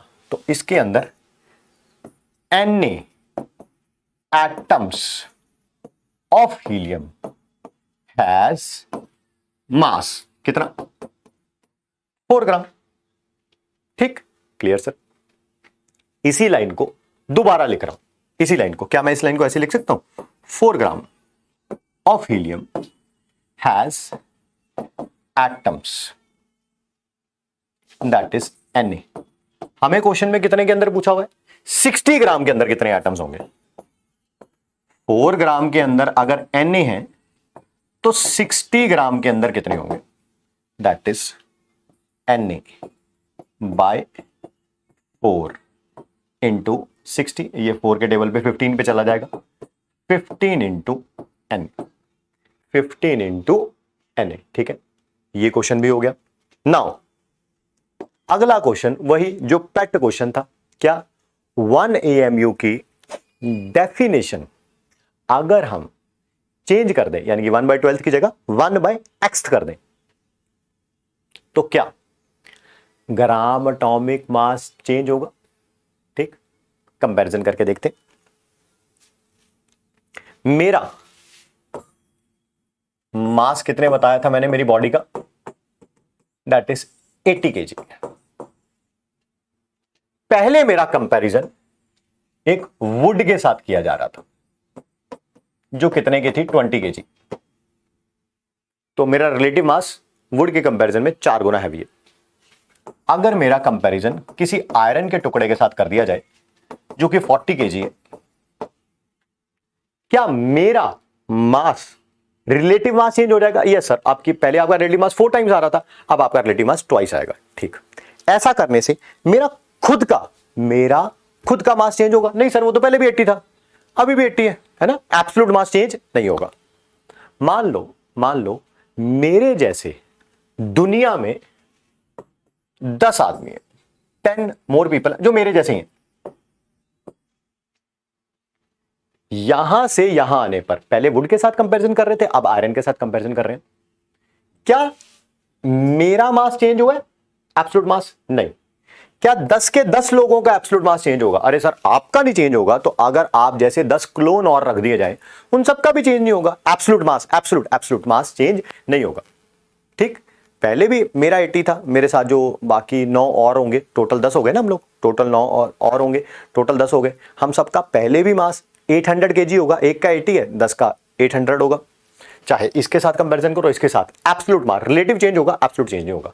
ठीक है, तो 10 पीपल का भी चेंज नहीं होगा। मान लेते हैं मेरे जैसे दुनिया में एनए लोग हैं, एनए समझ रहे हो, एवोगैड्रोस नंबर, इतने सारे लोग हैं मेरे जैसे। ठीक है, क्या उनका मास चेंज होगा? नहीं सर, उनका भी चेंज नहीं होगा। आपका चेंज नहीं होगा तो उनका चेंज, भाई पहले भी उसका आपका 80 था, बाकी सबका भी, इतने लोगों का भी हर एक का 80। ठीक है, यहां से यहां आने पर रिलेटिव मास तो चेंज हो जाएगा, बट उन सबका मास चेंज नहीं होगा। जैसे मेरा चेंज नहीं हुआ वैसे बाकी सबका भी चेंज नहीं होगा। तो ये बात तो आपको पता चल गई। क्या पता चल गई? If definition of 1 AMU is changed to, कितना चेंज कर दिया? 1/x of 1 atom of carbon 12, then gram atomic mass change नहीं होगा। बट अब आपके दिमाग में ये क्वेश्चन चल रहा होगा, सर आपने अभी अभी प्रूव किया कि ग्राम एटॉमिक मास रिलेटिव एटॉमिक मास के बराबर होता है। ठीक, 1 AMU की डेफिनेशन चेंज करने से ये चेंज होता था, यस, तो ये भी तो चेंज होगा, है ना। अब मेरी दोनों स्टेटमेंट एक दूसरे को कॉन्ट्राडिक्ट कर रही हैं। एक तो मैंने लॉजिकली आपको प्रूव किया, लॉजिकली आपको प्रूव किया क्या कि एब्सोल्यूट मास चेंज, आपकी बॉडी का मास चेंज हो ही नहीं सकता, चाहे आपका कंपैरिजन जो है किसी से मर ले। अरे मेरे मार्क्स आए हैं 12th में 95%, वो तो कभी चेंज नहीं हो सकते। चाहे तुम मेरा कंपैरिजन 98% वाले से कर लो, 90% वाले से कर लो, 45% वाले से कर लो, मेरे तो मार्क्स चेंज नहीं होने वाले। ठीक, तो ये लॉजिकली तो हमने प्रूव किया कि ग्राम एटॉमिक मास चेंज नहीं हो सकता। बट आपके दिमाग में अगला क्वेश्चन यही है क्या कि सर ग्राम एटॉमिक मास तो रिलेटिव एटॉमिक मास के इक्वल होता है, रिलेटिव एटॉमिक मास चेंज होता है, यस, तो ग्राम एटॉमिक मास भी चेंज होना चाहिए। अब उसी को प्रूफ कर रहे हैं हम लोग।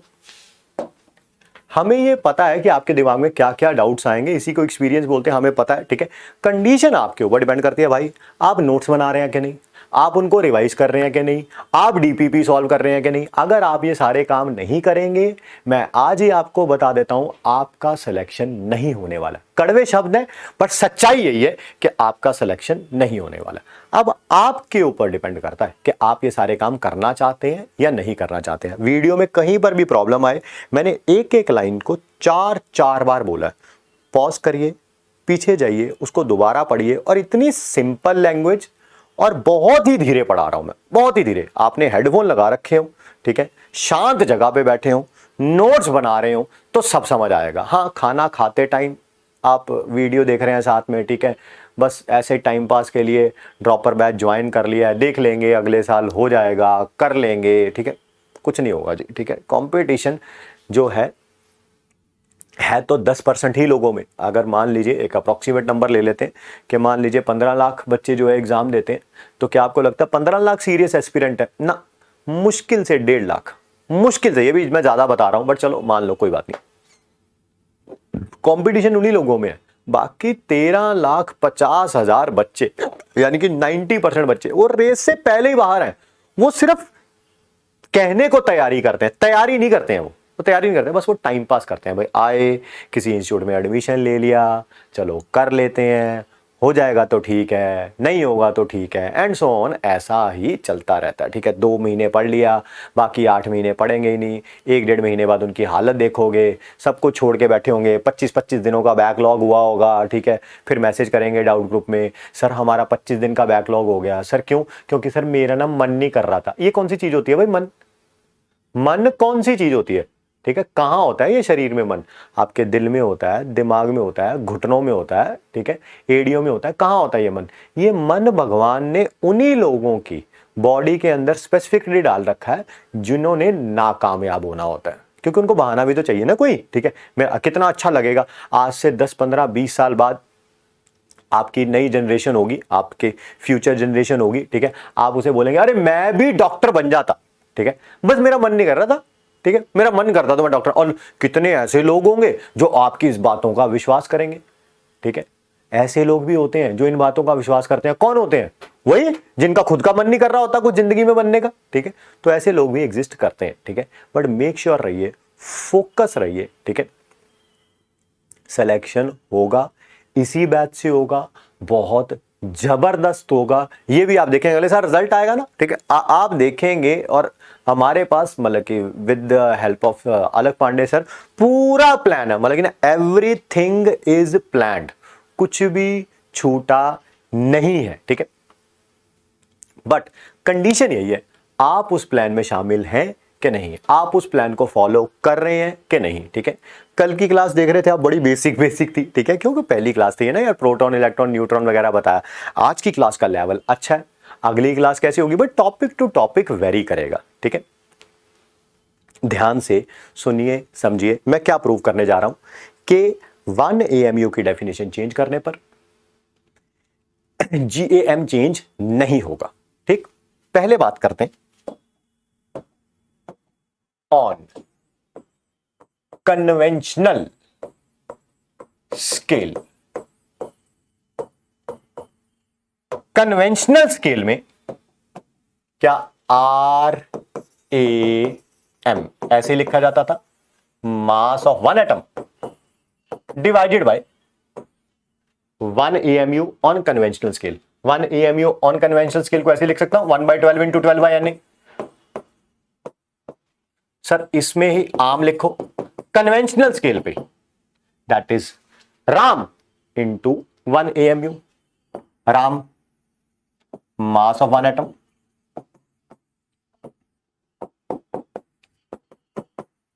Into 1 AMU। क्या 1 AMU यही है? फिर भाई AMU ऑन कर, क्योंकि सब कुछ कन्वेंशनल स्केल पे लिख रहा हूं तो सारी चीजें कन्वेंशनल स्केल पे रखूंगा।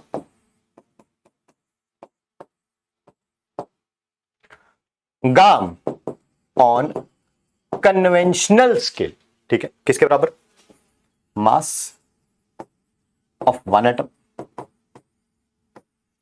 पता है गाम किसके बराबर होता था? जो आम आता था उसको Na से मल्टीप्लाई कर देते थे।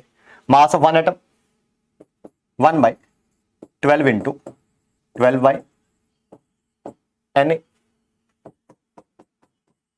ये तो आम लिखा है सर अभी आपने, इसको मल्टीप्लाई कर दीजिए Na से, इसको मल्टीप्लाई कर दीजिए Na से, ठीक है। क्या बेटा, ध्यान से देखें, सुने, समझे।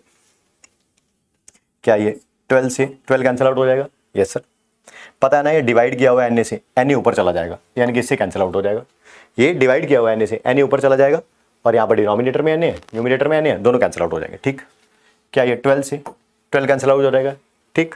क्या गाम को ऐसे लिख सकते हैं? कन्वेंशनल स्केल की बात कर रहा हूं अभी, मास of one atom into Na, ठीक है, ठीक है। बट सर ऐसे भी तो लिख सकते हैं, ऐसे भी तो लिख सकते हैं। आपने तो ऐसे लिख के दिखा दिया, ये वही लिखा है, RAM into 1 AMU, Ram into 1 AMU, ये आम हो गया मल्टीप्लाइड बाय Na। सर ऐसे भी तो लिख सकते हैं, ये देखो 12 से 12 कैंसिल आउट हो गया, ठीक। 12 से 12 कैंसिल आउट हो गया, ठीक। Na से Na कैंसिल आउट हो गया, ये देखो यही तो प्रूव किया था आपने थोड़ी देर पहले भी कि गाम राम के बराबर है। हाँ भाई, गाम राम के बराबर है जब स्केल कौन सा है? कन्वेंशनल। जब स्केल कौन सा है? कन्वेंशनल। प्रूव कर दिया, ठीक है। तो पहले भी किया था सर आपने, कौन सी नई बात करी, ठीक है। अभी तक भी आप उस टॉपिक पे नहीं आए हो सर, ठीक है, कि 1 AMU चेंज करने से गाम नहीं बदलेगा। अब आ रहे हैं उस टॉपिक पे। तो गाम राम के बराबर होता है जब स्केल क्या है? Conventional. But if 1 AMU is defined as 1/x of 1 atom of carbon 12, then तब क्या होगा, तब क्या होगा, एक बार देख लें, बैटरी चेंज कर लेते हैं।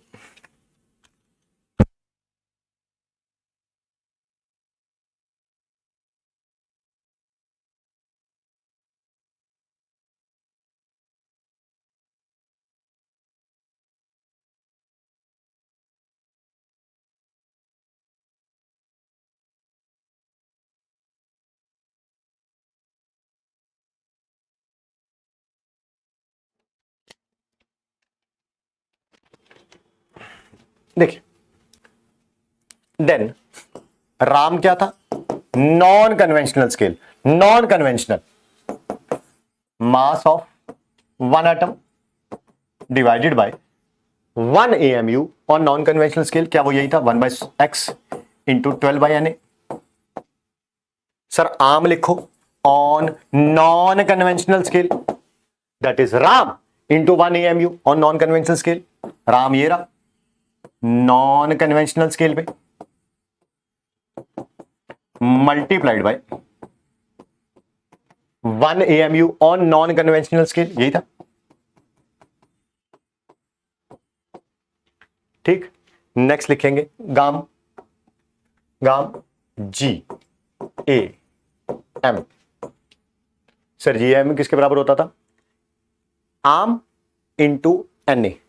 क्या आम नॉन कन्वेंशनल स्केल पे, मैं गाम फाइंड आउट कर रहा हूं नॉन कन्वेंशनल पे, गाम फाइंड आउट कर रहा हूं नॉन कन्वेंशनल पे, तो आम भी नॉन कन्वेंशनल वाला ऑब्वियसली,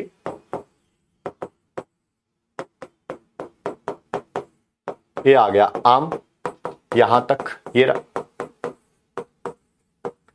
इंटू Na। ठीक है सर, बेटा ध्यान से देखो, सुनो, समझो, बताओ, क्या मैं इस Na से ये वाला Na कैंसिल आउट कर सकता हूं, हाँ कर सकते हो सर, यहां पर डिवाइड किया हुआ है Na से, वो ऊपर चला जाएगा, यहां पर भी डिनोमिनेटर को x से डिवाइड किया हुआ है, ऊपर चला जाएगा, तो x ऊपर और x नीचे, ये x ऊपर है, ये वाला x नीचे, कैंसिल आउट। यहां पर 12 डिवाइड किया हुआ है, 12 कैंसिल आउट। क्या अब की बार गाम राम के इक्वल है ही नहीं sir, mass of 1 atom into Na। कोई बच्चा अपना दिमाग लगाने लगे, कह रहे नहीं सर ऐसे नहीं, ऐसे नहीं, मैं प्रूव करके दिखाता हूं सर आपको, ये देखो गाम, दोबारा लिखो इसको, मैं लिख देता हूं, दोबारा लिखो इसको,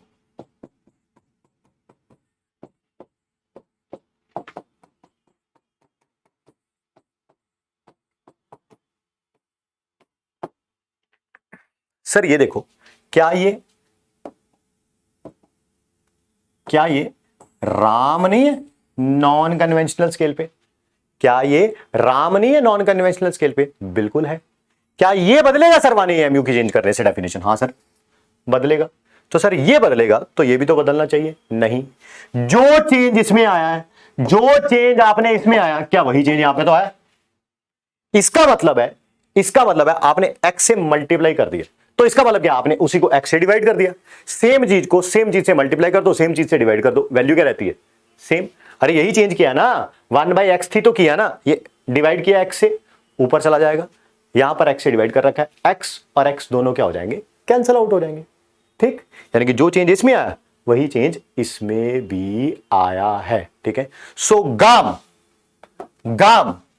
राम के बराबर नहीं होता, बराबर नहीं होता ऑन नॉन कन्वेंशनल स्केल।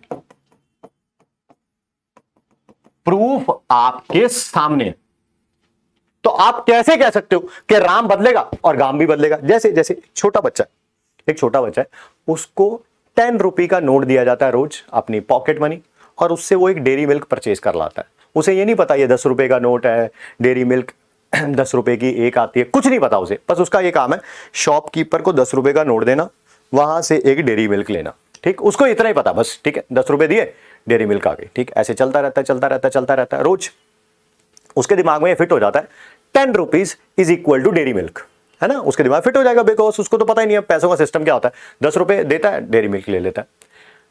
कुछ दिन बाद, 6 महीने बाद अब डेयरी मिल्क का रेट 10 रुपीज से बढ़ के 12 रुपीज हो गया। बच्चा शॉपकीपर के पास जाता है, दोबारा 10 रुपए देता है और शॉपकीपर कहता है नहीं नहीं अब नहीं मिलेगी तेरे को वो डेयरी मिल्क, ठीक है, जो पहले मिलती थी। कारण क्या है? कारण यही तो है कि 10 रुपए का मतलब डेयरी मिल्क तब तक है, ठीक है, तब तक है जब तक रेट भी भाई 10 रुपए ही है ना। अगर पता चले कंपनी ने रेट ही क्या कर दिया चेंज, जैसे यहां पर हो रहा है, ठीक है, क्या गाम और राम इक्वल होते हैं जब तक डेफिनेशन 1 एएमयू की 1/12 इंटू 12/NA। जब डेफिनेशन ही 1/x इंटू 12/NA कर दी तो गाम राम के बराबर नहीं होता है, गाम राम के बराबर नहीं होता। तो आप कैसे कह सकते हो कि ये बदलेगा तो ये भी बदलेगा? भैया कह सकते थे कि ये बदलने से ये बदलता है, कब? जब ये दोनों एक दूसरे के क्या होते? इक्वल। बट ये दोनों एक दूसरे के इक्वल ही नहीं है, तो आप कैसे कह सकते हो भाई कि राम बदलेगा तो गाम भी बदलेगा? प्रूफ हमने आपके सामने कर दिया है, ठीक है, वीडियो को पीछे जाके भी आप देख सकते हैं, ठीक है। अब देखिए, सब कुछ हमने एटम के हिसाब से पढ़ लिया, अब हम पढ़ेंगे मॉलिक्यूल के हिसाब से। और ये देखो बड़ी जल्दी जल्दी फिनिश हो जाएगा, क्यों? क्योंकि सब कुछ एटम में इतना टाइम लगा लिया, मॉलिक्यूल में टाइम ही नहीं लगाएंगे। रिलेटिव मॉलिक्यूलर मास, भैया रिलेटिव एटॉमिक मास क्या था? सर पहली बात तो ये रिलेटिव मास था, हाँ ये भी रिलेटिव मास ही होगा। फिर वो कितने एटम्स का था? वो कितने एटम्स का था? सर वो था एक एटम का। ये क्या होगा? एक मॉलिक्यूल का। सर इसका भी यूनिट क्या होगा? भाई उसका यूनिट क्या होता था? एएमयू। इसका भी क्या होगा? एएमयू। एएमयू कह लो, यू कह लो, वैसे तो इसका कोई भी यूनिट नहीं होता, बट रिप्रेजेंट करने के लिए हम कर लेते हैं, ठीक है। सर इसका फॉर्मूला क्या होगा? भैया जो जहां पर एटम था वहां पर मॉलिक्यूल लगा दो, बाकी सब कुछ क्या रहेगा? सेम, ठीक है, कोई फर्क नहीं आने वाला। R M M of hydrogen. समझ आ गया ना? हाइड्रोजन का क्या लिखा है मैंने? मॉलिक्यूल। आरएम कैसे लिखते थे? ऊपर एटॉमिक मास, ऊपर मास of one atom divided by 1 AMU. यहां पर कैसे लिखेंगे? मास of one molecule divided by 1 AMU. Sir 1 AMU कितना? 1 एएमयू की वैल्यू वही रहेगी, mass of 1/12 of 1 atom of carbon. IUPAC ने बोला भैया सबको कंपैरिजन इसी के साथ ही करना है, सबको कंपैरिजन इसी के साथ। ये नहीं कि वो एटम था तो उसके लिए mass of 1/12 of 1 atom of carbon होगा, तो इस मॉलिक्यूल है तो इसके लिए कुछ और होगा ना। ये वही है, mass of 1/12 of 1 atom of carbon, ठीक है।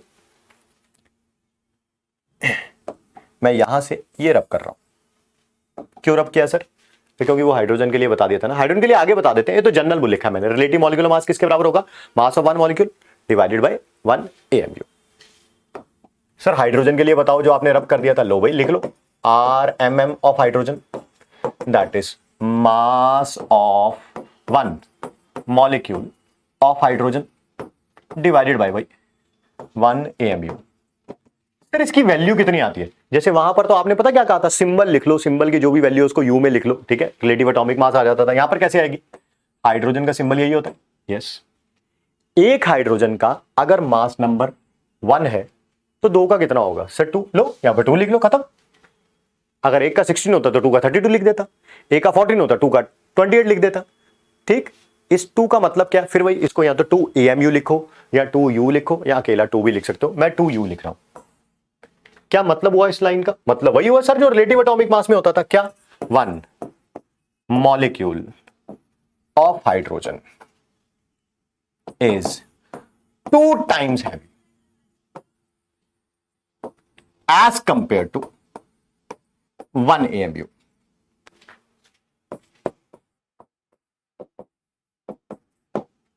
ठीक सर, किसी और के लिए करके दिखा दो। ये तो आपने एलिमेंट के ही कंपैरिजन में मॉलिक्यूल लिया, कोई कंपाउंड वाला करके दिखा दो। सर ये CO2 का करके दिखा दो ना। चलो भाई ये लो, R M M of CO2 क्या आ जाएगा? ऊपर क्या आ जाएगा यार? बस एटम की जगह मॉलिक्यूल आया, बाकी सब कुछ सेम रहेगा, कोई भी चेंज नहीं होने वाला। और एटम क्या होता है, मॉलिक्यूल क्या होता है, भाई सबको पता है, कल पूरी क्लास इसी पे डिपेंड थी, ठीक है। मास of 1 molecule of CO2 divided by फिर भाई 1 एएमयू या मास ऑफ 1 एएमयू, एक ही बात है, ठीक है। सर इसकी वैल्यू क्या लिखेंगे? ठीक है, कार्बन का सिंबॉलिक रिप्रेजेंटेशन ये होता है, ऑक्सीजन का सिंबॉलिक रिप्रेजेंटेशन ये होता है, सॉरी ऑक्सीजन का गलत लिखा है सर। कैसे क्या वैल्यू आएगी? ठीक है बेटा, एक कार्बन का 12, ठीक है एक ही कार्बन है यहाँ पे। दो ऑक्सीजन का कितना? एक ऑक्सीजन का 16, तो दो का कितना होगा? 32। तो यानी कि एक कार्बन का 12, दो ऑक्सीजन का 32। दो ऑक्सीजन का समझ गए ना, एक का 16 है, एक का 16 है, तो दो का कितना होगा? 32 होगा। कार्बन का 12, ऑक्सीजन का 32, कितना हो गया? 44। फिर भाई 44 यू कह लो, 44 AMU कह लो, जो आपकी मन मर्जी। ठीक है, जैसे एक क्वेश्चन करके देखते हैं।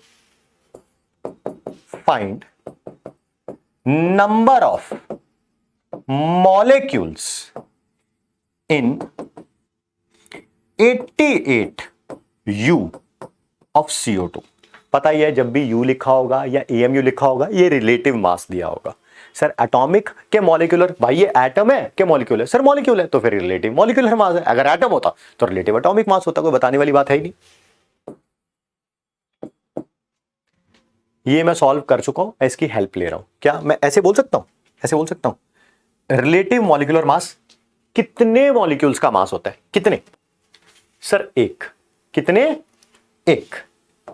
So that is 1 molecule of CO2 has mass that is 44। इसी लाइन को दोबारा लिख रहा हूं, 44U of CO2 has molecules कितने? 1। तो 88U में कितने होंगे? 44 में 1 है, तो 88 में कितने होंगे? 1 by 44 into 88 comes out two भी कितना आ जाएगा? 2।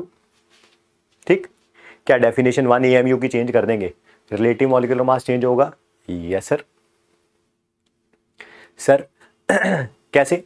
रिलेटिव एटॉमिक मास चेंज हुआ था तो मॉलिक्यूलर भी चेंज होगा। क्वेश्चन करके देख लेते हैं। ठीक, जैसे ये देखिए, if 1 AMU is defined as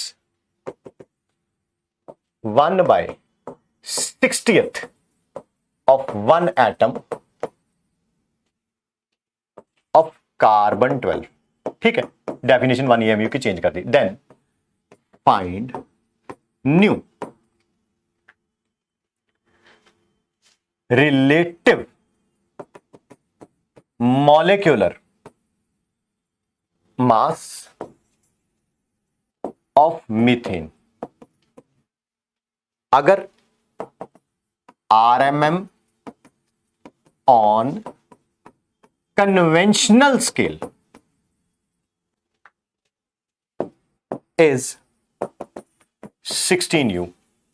क्या बेटा फॉर्मूला याद है हम लोगों को? Yes sir. नया relative molecular mass on convention, बस A डैश, पहले A डैश क्या था जब एटम पढ़ा था? New relative atomic mass on non conventional scale. अब क्या हो जाएगा? New relative molecular mass on conventional scale, non conventional scale. Sorry मैं दोबारा रिपीट कर देता हूं। पहले A डैश का मतलब क्या था? पहले A डैश का मतलब था new relative atomic mass on non conventional scale. अब क्या होगा? New relative molecular mass on non conventional scale is equal to A into X by 12। A क्या था? Relative atomic mass on conventional scale. यहां पर ए क्या होगा? Relative molecular mass on conventional scale. खत्म। बस एटम की जगह मॉलिक्यूल आ जाना, बाकी सब कुछ क्या रहेगा? सेम। बात हो रही है यहां पर CH4 के बारे में। ठीक है, सबसे पहले क्या CH4 का रिलेटिव मॉलिक्यूलर मास कन्वेंशनल स्केल पे दे रखा है? Yes sir, 16।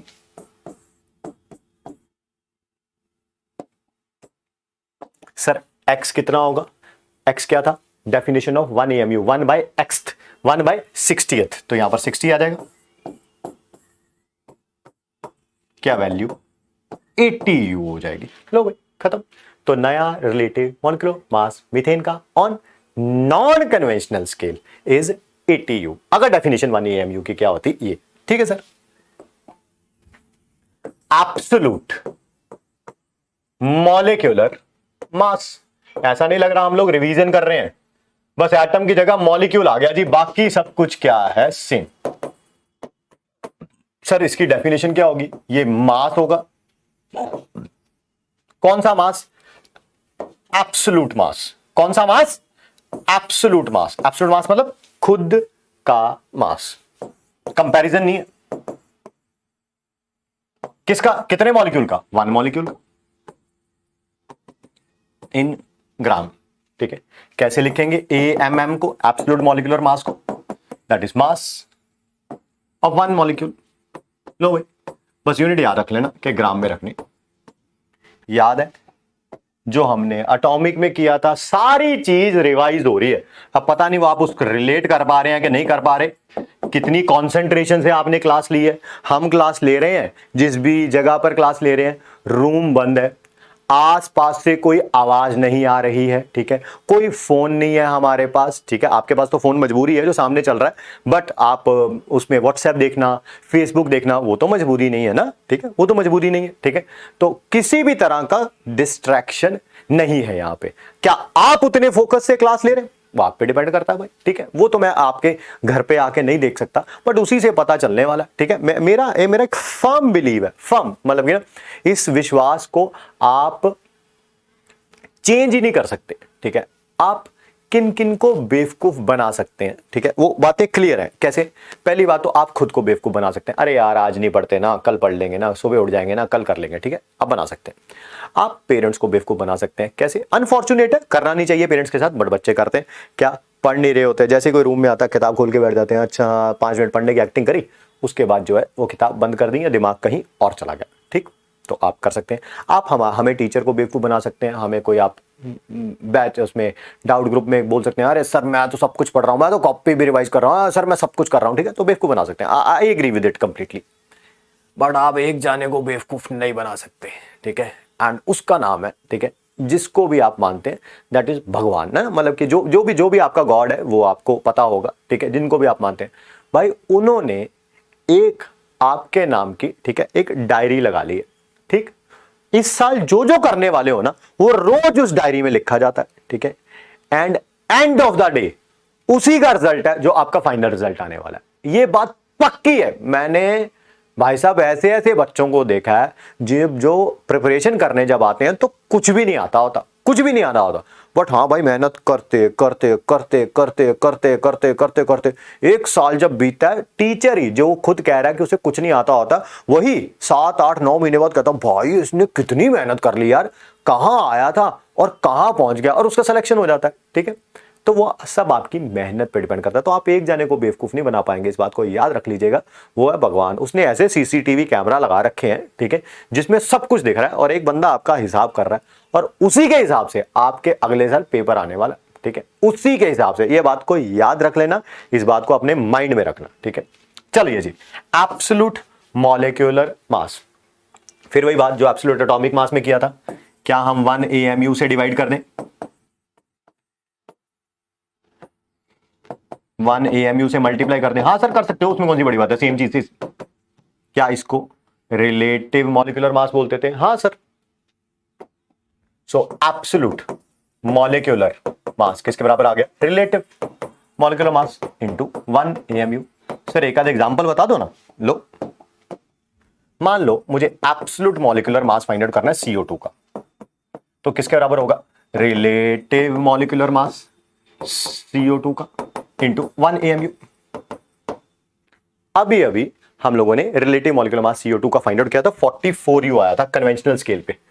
44U आया था कन्वेंशनल स्केल पे। ये रहा। कितना आया था? 44U आया था।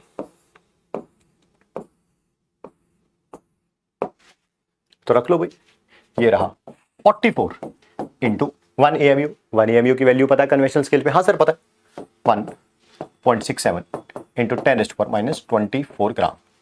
एक मॉलिक्यूल ऑफ CO2 का जो अपना मास होगा, एक मॉलिक्यूल CO2 का जो अपना मास होगा, वो ये रहा। ठीक, आगे बात करते हैं ग्राम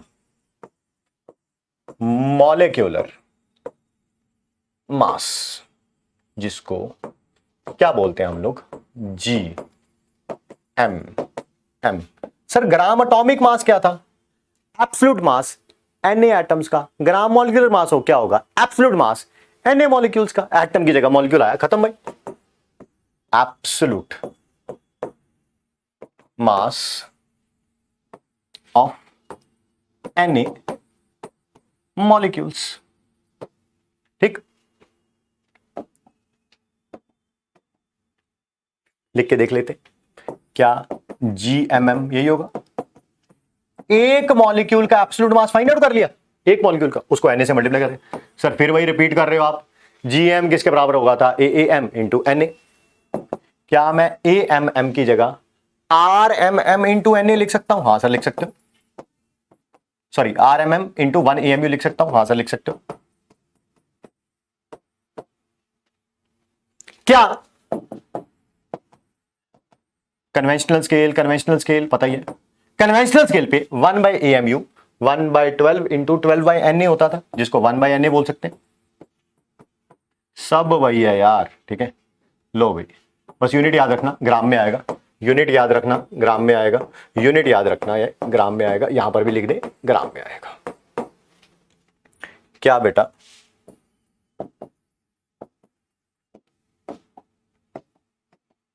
ये Na से ये Na क्या हो जाएगा, कैंसिल आउट हो गया जी।